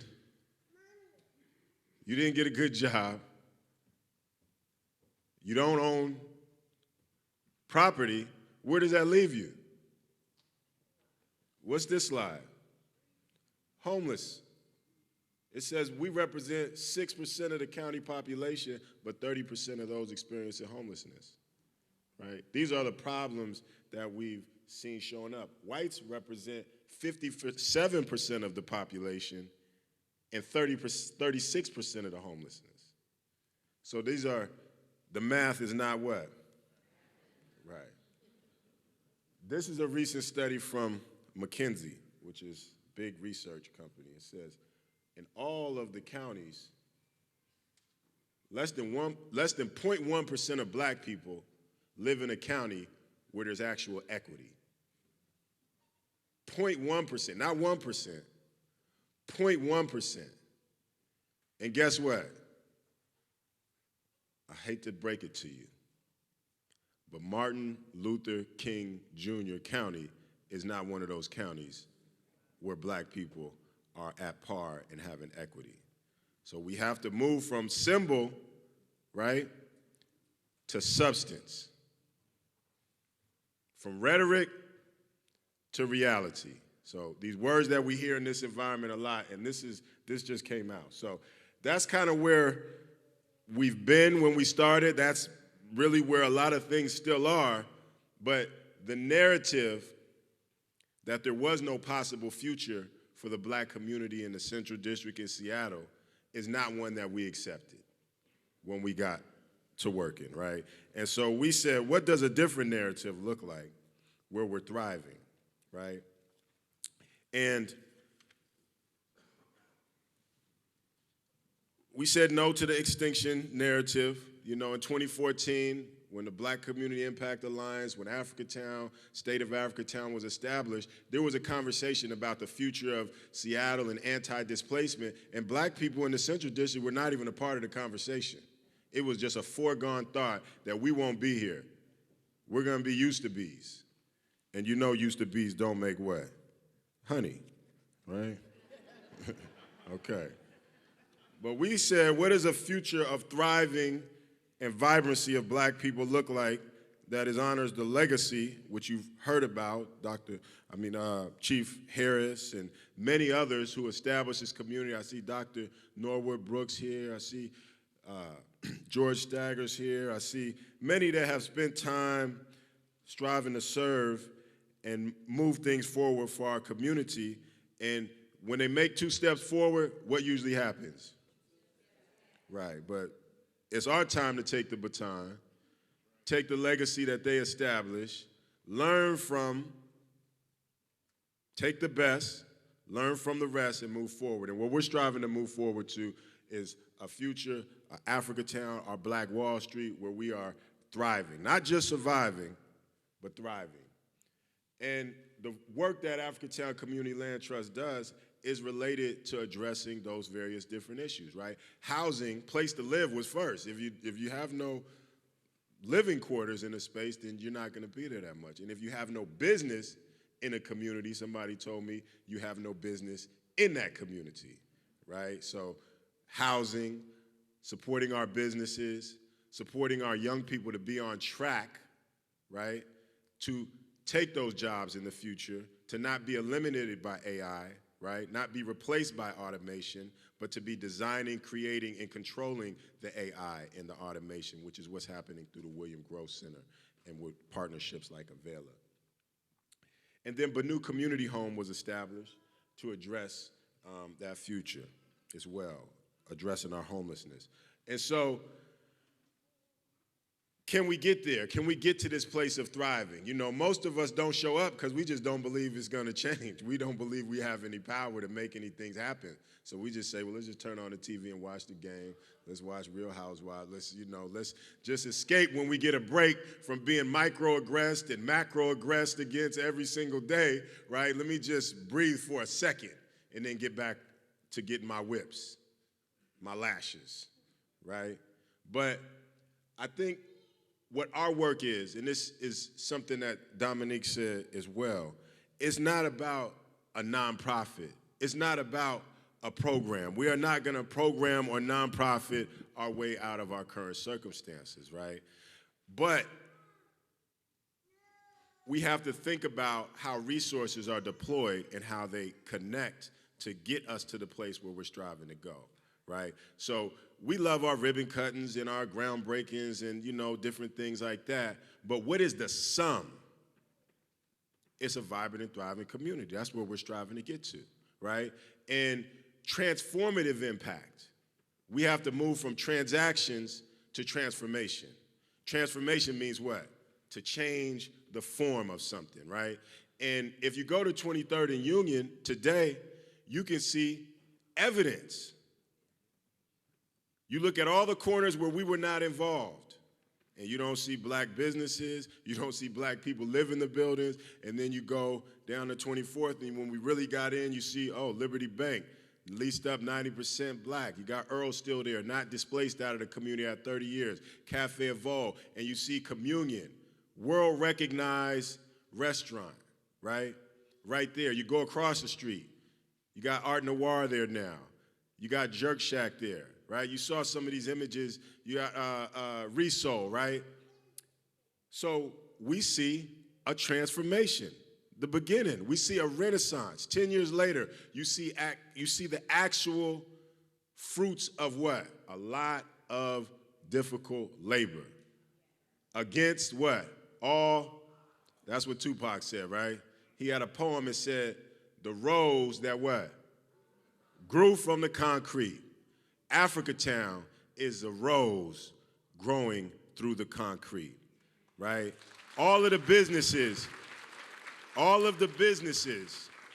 that you see coming up, reemerging, this black business renaissance, these are all roses growing that found a crack in the concrete and is growing through, right? But we have to continue to water that. We have to continue to move that forward. Liberty Bank, a rose growing in the crack, building a rose growing through the crack in the concrete. William Grove Center, bringing us into, the innovation economy. We know we were always innovative. From time immemorial, we were innovators, right? We created civilization, and when we came to this country, we were innovators because we were doing all of the what? We were doing all the work, so we figured out a better way to do the work, okay? Jazz, Jimi Hendrix, hip hop, I mean, it just goes on and on, the innovation, the creativity, the entrepreneurial spirit, right? But we have an innovation economy growing around us, and there's a disconnection.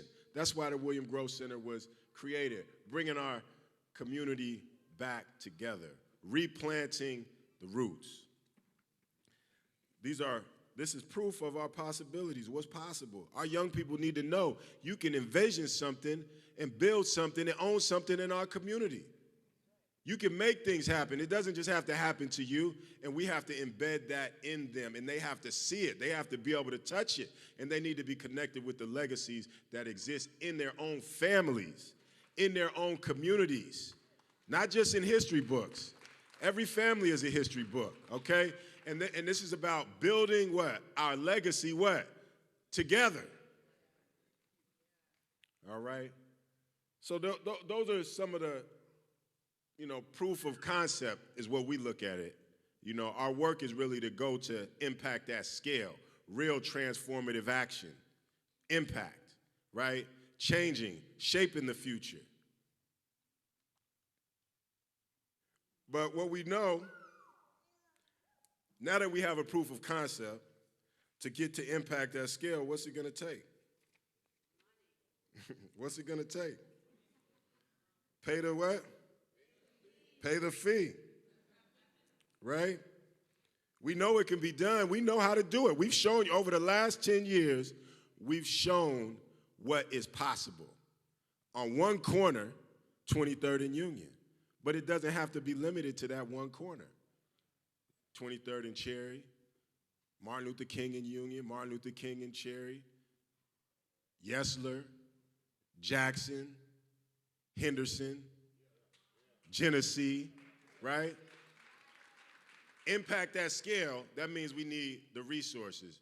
We use reparations, repair rations, right? We need the resources for repair. We need them invested properly to get to scale.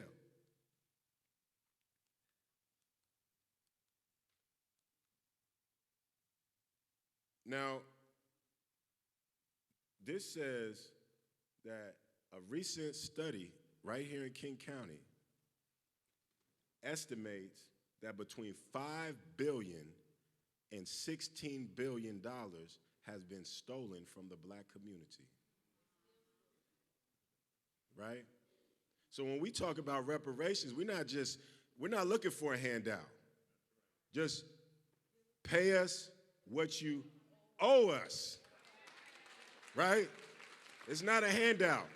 Reparations is not charity, okay? We've given more charity to this country than anyone, okay? So we just want to make sure we get our resources back in our generation, because the generational wealth from our families is being created or circulating in somebody else's family. Somehow it ended up in your account. We just need to, Zelle us, Cash App, however you want to do it, just make sure you pay the fee. Venmo, what you need, PayPal, doesn't matter, right? So in 2020, we said we want to start with $1 billion anti-displacement fund, right? We'll say the Africatown Black Wall Street Redevelopment Fund, right? And people, they got shaky about that. They really, $1 billion, well, no, that's what we talk. I've talked to Honorable Mason. We used to talk millions, but now we talk billions. That's where the world is at. And we can't talk about $100,000 grants. One FTE is $150,000, okay? So we got to help people think bigger, because they get to us and they think real small, okay? So we got to expand the imagination and let our children know, yeah, your great-great-great-great-grandparents, they paid the fee for you. You just got to go collect. I think Dr. King said we're coming to get the what? Get the check. He said that. They don't talk about that at the speech. They talk about the dream. They don't talk about we coming to get our check. So that's what we want to focus on. But guess what? We told Seattle, King County, Washington State, we need you to put in to get this thing started. You know, they did every trick in the book. They said yes. Then they said not for development. We're going to make it in programs because they know 2 years later all the program is going to be what? That budget's going to be expended. But if you got land and buildings, you can work with that. You can leverage that, right? So watch out. They give us program money. That's a short-term solution to get us. It's like a pacifier. You know, we went off. When we go off, we go off. Then they give us a pacifier. It's not the first time. 2020 wasn't the first time. Okay? So they done let Portland now jump ahead of us. What they couldn't figure out, Portland now has a fund going. Phil Knight and his wife put up $400 million on their own to start the fund to rebuild the albino in the Northeast and the black community in Portland. So our policymakers that are here in the building, we tried to give you an opportunity to lead. Some of you are new, so you can, do what the others didn't do. But we strive to give you an opportunity to lead right here from this stage. Matter of fact, it was from the streets, because we were in the streets, right? And I know Seattle, Bill Gates, Jeff Bezos, Amazon, Costco, Starbucks, Nordstrom, we're not gonna let Portland, right, one up us and put up $1 billion and start rebuilding the black community, and they want to give us a few million here, a few million there for affordable housing. We striving to get to ownership, right? So I just want to set some context of what's possible. The other thing I have to say, my time is, we're a little behind, but I want to make sure that we understand what is possible and what we should be asking for. Now, there's $227 million of that at stake right now, because what the previous mayor did, when we said $1 billion, she said, okay, we'll do $100 million over, a year for 10 years, knowing she probably wouldn't be around 10 years later. And then it's going to be for programs, right? This was just for development, right? Then it went from black to what? BIPOC. We seceded from the POC coalition because we weren't getting, mutual benefit from that. And we said, we got to talk about black issues. Then they said, well, what about indigenous issues? Well, yes, that's a real thing, but go talk to them. You got some things going. You got some reservations and gaming rights and different things to give them, if they want more, if they want their land, that they have to make that claim. We want to get paid for our labor, okay? We want what you stole from us, from our families, because the thing about America is generational wealth, being able to pass it on, okay? So every disparity you see is because our great-great-great-grandparents were robbed.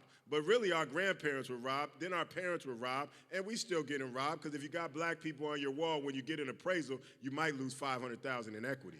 That's happening right now today, stealing equity and capital from black families, okay? So what are we going to do for them? What are we going to do for them? It's very important for us to put these shovels in their hand and these hard hats on their head so they know that they own something. But one of our big threats is, as I'm saying right now, there's $200 million that was fought for. Jim Buchanan, the Washington State Cannabis Alliance, and King County Equity Now fought to get $200 million to start to address some of the harm done to our community through the war on drugs, which was a war on black community. Weed and Seed started right here in the country, started right here. And you can see who was identified as weeds and who was identified as what? That graphic showed you 90% to 9%, okay? So, and then you saw 5 billion, 15 billion, it's more than that. But we'll take this study. We didn't do the study. So $1 billion is just getting us started. That $200 million, and then there's the money that Durkin, the previous mayor, put out And there's still 27 million of that that's at stake. And what we see, the money is now being rated, right? It went from black to BIPOC. But it seemed like the IPOC is often on the back of the black, okay? And we have to stop. We're all about coalition and everybody benefiting, but we have to have coalitions and relationships based on mutual respect and interest, right? That's very important. So when you ask about black and then someone responds with BIPOC, to redirect the conversation, well, really to redirect the resources.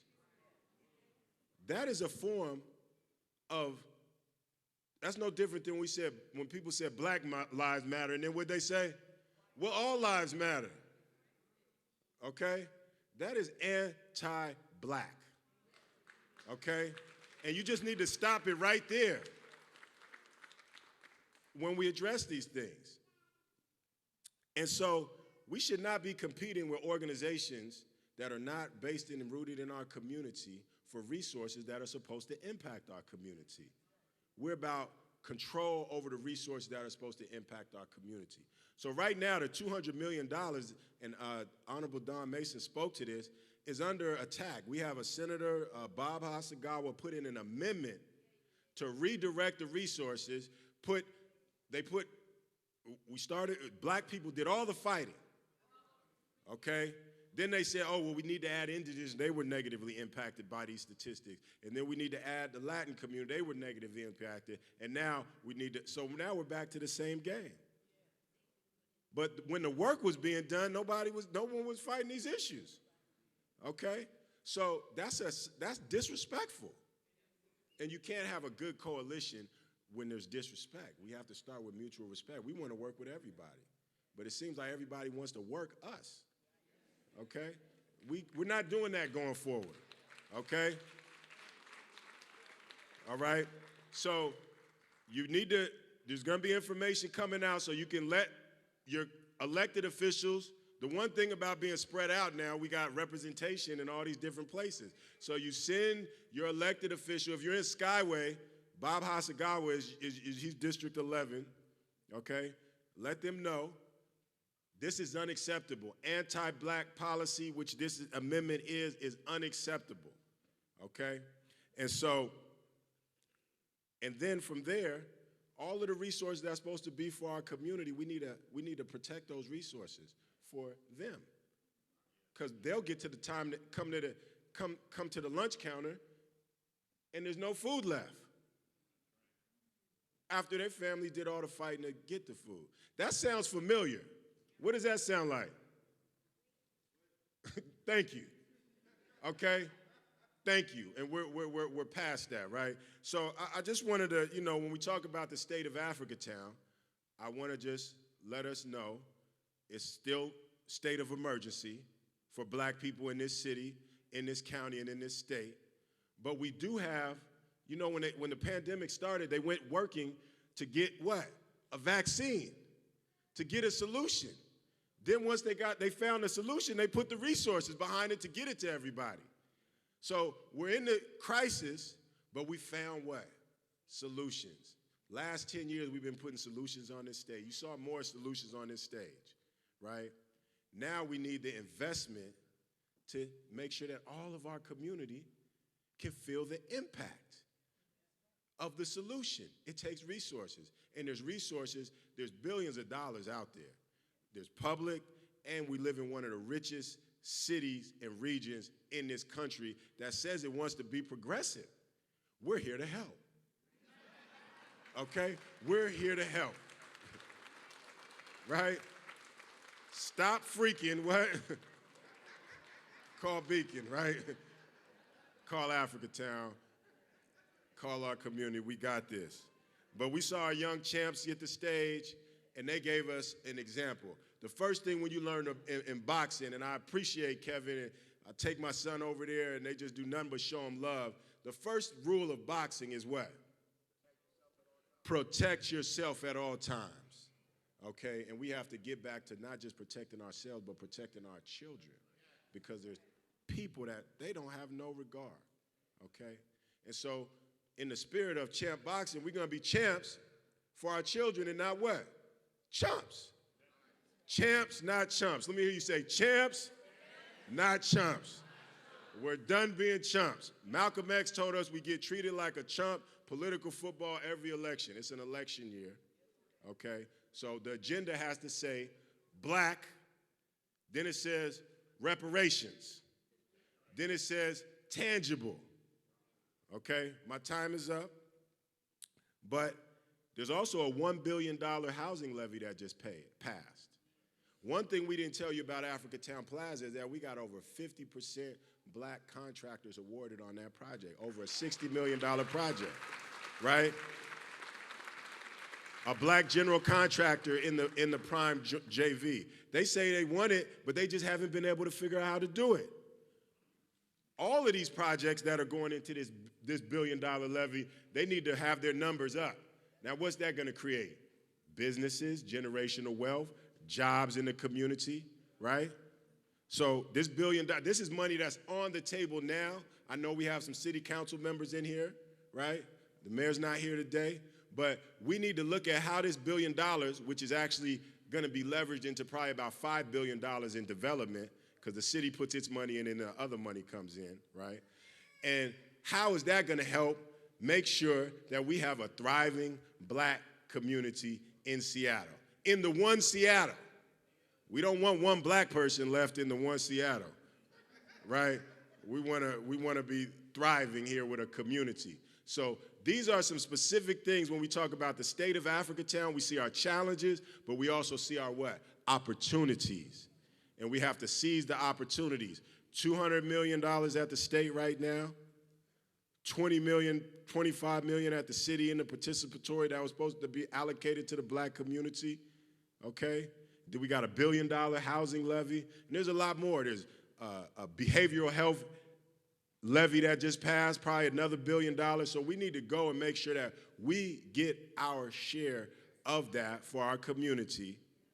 And if others support us and love us, which you should, because we show y'all everyone a lot of love, then don't be afraid to say, yes, the black community needs that. They need focus. They need dedicated resources to address the unique experience that we've had in this country, okay? So, new agenda. We're on the champs, not chumps agenda going into 24.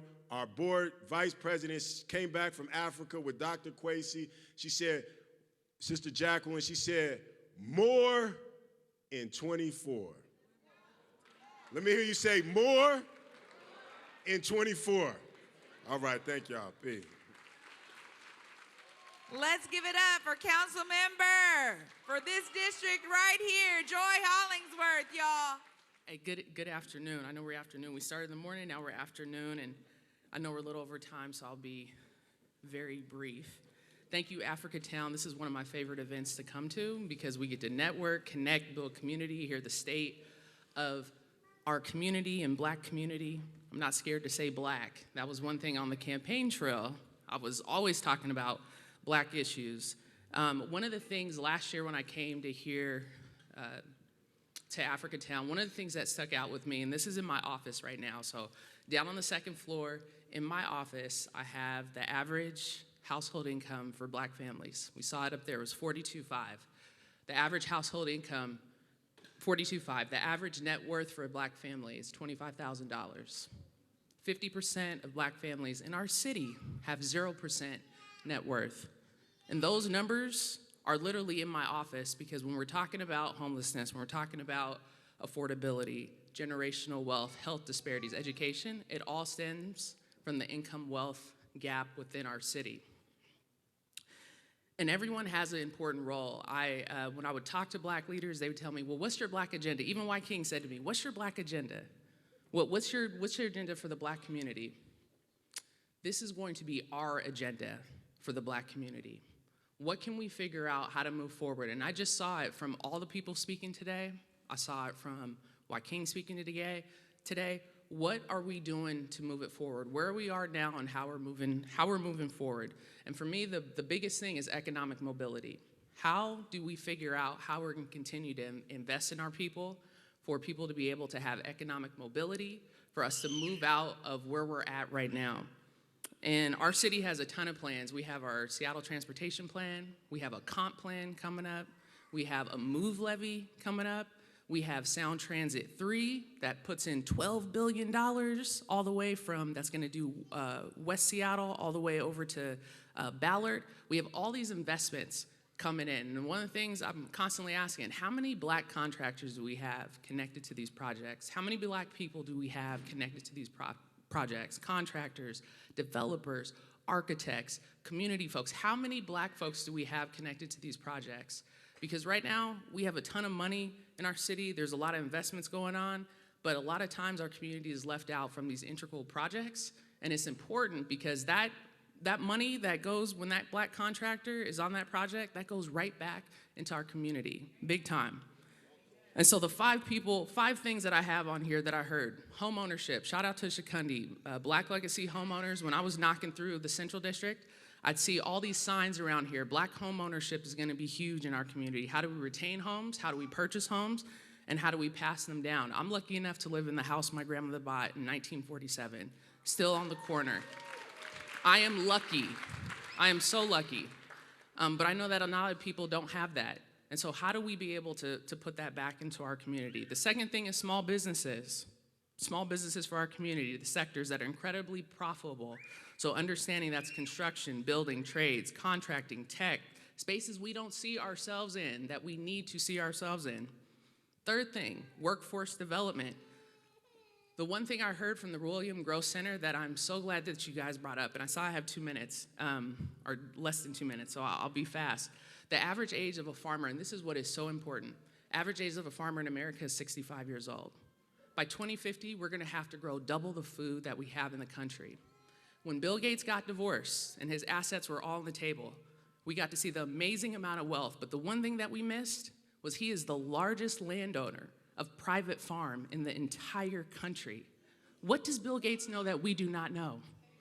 We have to get back to farming. There are people right now in California that are buying farmland in Yakima Valley because they know that climate change is shifting, and they are gonna be looking to Washington and Eastern Oregon to grow a lot of the food that's going around. We have to grow our own food. That's gonna be really important. Education, after school and in-school mentorship is gonna be incredibly important. My grandmother was born in 1920 on the same land in which her ancestors were slaves. And her young family moved to North Carolina, and her mother worked in the R.J. Reynolds tobacco factory. And the family didn't have a lot of money. My grandma said, hey, I wanna make money with you, Mom. I wanna be able to provide. And she said, no, a place like this will end your dreams. You have to go to school. And she got a scholarship from the CMEs, which is the Colored Methodist Episcopal Church, and she was able to get a scholarship to go to Payne College in Atlanta and moved here in 1947. That seed was planted so our family could be able to survive. And that's why I'm so big on education, so we can know our history to reveal our potential greatness. My grandmother was Dorothy Hollingsworth. She was amazing. She was 101, passed away in 2022 in August. She was the first female Black woman elected to the Seattle public schools.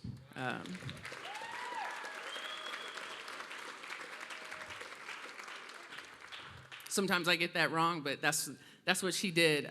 Amazing influence in my life and understanding about education and life. And it says, please stop. This is the last thing I'm gonna say. Health and wellness, access for our community about health and foods. And last thing, some people ask me, like, what's your North Star, Joy? And I watch a lot of documentaries. I was wondering how, and I'm gonna bring it back, so follow me with this. Domino's Pizza is able to keep their pizza at $6.99, and they're very profitable. And people wonder, like, how are they able to do that? That's because they own their entire supply chain. And my North Star is Marcus Garvey. Marcus Garvey, UNIA, Universal Negro Improvement Association, the Black Star Line, where he started all these ships, Phyllis Wheatley, the Frederick Douglass. He also had Negro World News. that Malcolm X's dad, Reverend Little, was the editor for, right? You talk about Malcolm X, you gotta talk about Marcus Garvey. The Negro Factory Corporations, this guy was ahead of his time, and the FBI had the first black agent, Double Agent Zero. His main job was to infiltrate the Marcus Garvey movement because they knew that if we could break that piece up about economic mobility, they could try to break our community. And so I will leave you all with this, okay? I'm an elected official. I am 8 weeks on the job. I need you, yes. 8 weeks. But here is the key. Shout out to Adrian. Adrian did my campaign video. It was phenomenal. I need your help. If I call you and say, hey, I need you to come down and testify for this bill, guess what? You can do it on Zoom now. Or if I need you to speak up, send emails, I need your help. And then I also need you all to hold me accountable for stuff that's going on in the community. Whether I need to come talk, you need a letter, you need information, whatever it is. Like, this is a two-way street, right? It's not my agenda for the Black community, it's our agenda for the Black community and what that looks like. So that's what's gonna be important. If I need you, I call you. I need you down at City Hall so we can talk about moving these bills together, because Seattle's been incredibly performative equity, and I believe our time is really now with certain people in place that we can really make a dent in this. So thank you all so much. Thank you so much. Let's give it up again for Councilmember Joy Hollingsworth, y'all. One more time. All right, to close us out today, I have the pleasure of introducing the ACLT Board Chair, Margot Jones. Wasn't today great? Give it up for all the presenters, all of our partners. Before I get started, I want, if there are any of our board members from the ACLT board, can you please stand up? I see you, Miss Jacqueline, my vice president, my ride or die. Give it up for Miss Jacqueline and our board. I don't see anyone else here, but we do a lot of hard work, and I just wanted to make sure we acknowledge the hard work of the board, because the board oversees the organization, and we hold the organization accountable. So that's the work we do. So I just want to say greetings and good afternoon to everyone, to my beloved community. Before I start my remarks, I want to give thanks and acknowledge the Lord and my ancestors for blessing me with such an honorable and incredible opportunity to be the board chairwoman of Africatown Community Land Trust for the past 8 years. Thank you. I don't take my role and responsibilities lightly, and I have committed myself to doing this work unselfishly because of my great love for the community and the people that lived here and live here for many generations. For those of you who don't know me, my name is Margot Jones. I'm a Seattle native. I'm a grandmother. I'm a mother. I'm a daughter. I'm a business owner. And I'm a Black legacy homeowner in the Central District for 3 decades. Today, as I pondered on what I wanted to share with you, I had so many thoughts.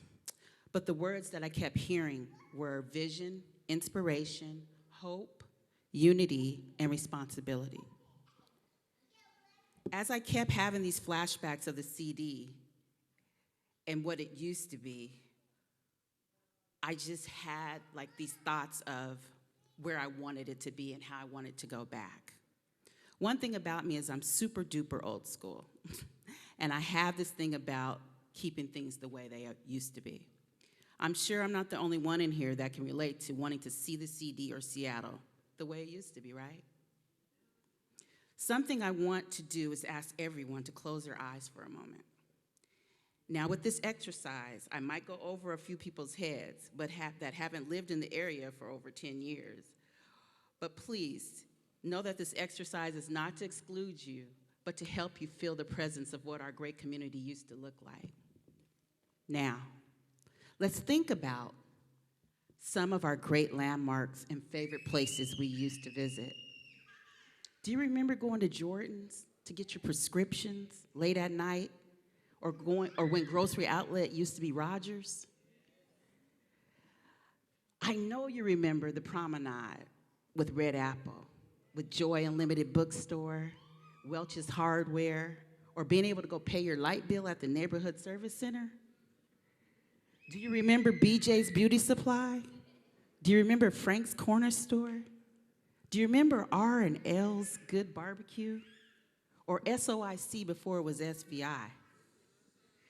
Who remembers Eddie Cotton's, the Cotton Club, Oscars, Dino's, Sammy's, or Miss Helen's Diner when you wanted some good food or a good time? Who remembers that? And who remembers when MLK Jr. Way used to be Empire Way? I see you, ma'am, but I'm going to say what I got to say today. I waited a long time. You know, I could stand here all day and talk about so many other great businesses and landmarks, along with so many great pioneers that have gone to glory and paved the way for me to be standing in this very place in this very moment right now. I want to honor our legends and our icons, Miss Dawn Mason and Miss Evelyn Allen and Dr. Mims and D. Charlene, women that have came and paved the way for me to be standing here today. I want to acknowledge you and thank you. I don't take that lightly. Thank you. Now let's imagine us today. Our city and our community as we know it has changed. Midtown used to house one of the largest post offices in our zip code. The legendary businesses like Earl's Cuts and Styles, Manna Beauty Supply, Music Galore, Black Dot, Vogue Beauty, the 99-cent store, the laundromat have now been replaced by the Midtown Apartments and our newest project on 24th and Spring, Africatown Plaza. Give it up for the plaza. The vision for ACLT was to provide our community a way back to our neighborhoods, as well as retain homeowner legacy and develop housing that was affordable for those displaced community members to come back home. The inspiration was seeing so many people losing their homes and businesses and leaving the area that felt like we were being erased, and we weren't going to be able to let that happen.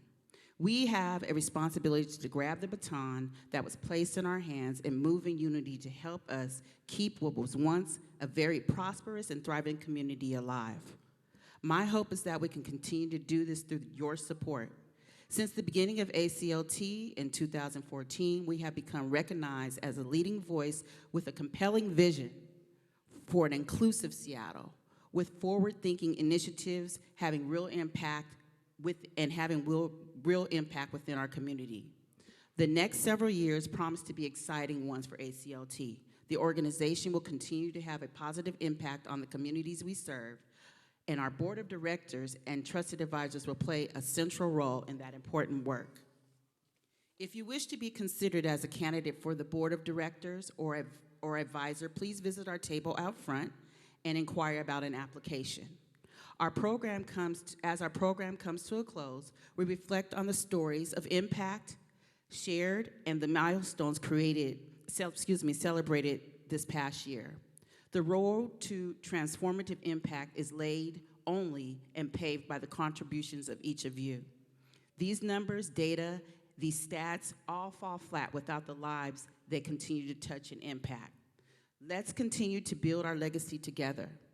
With every donation making a difference, remember it's never too late to contribute. As they said earlier, in some kind of way, we need volunteers.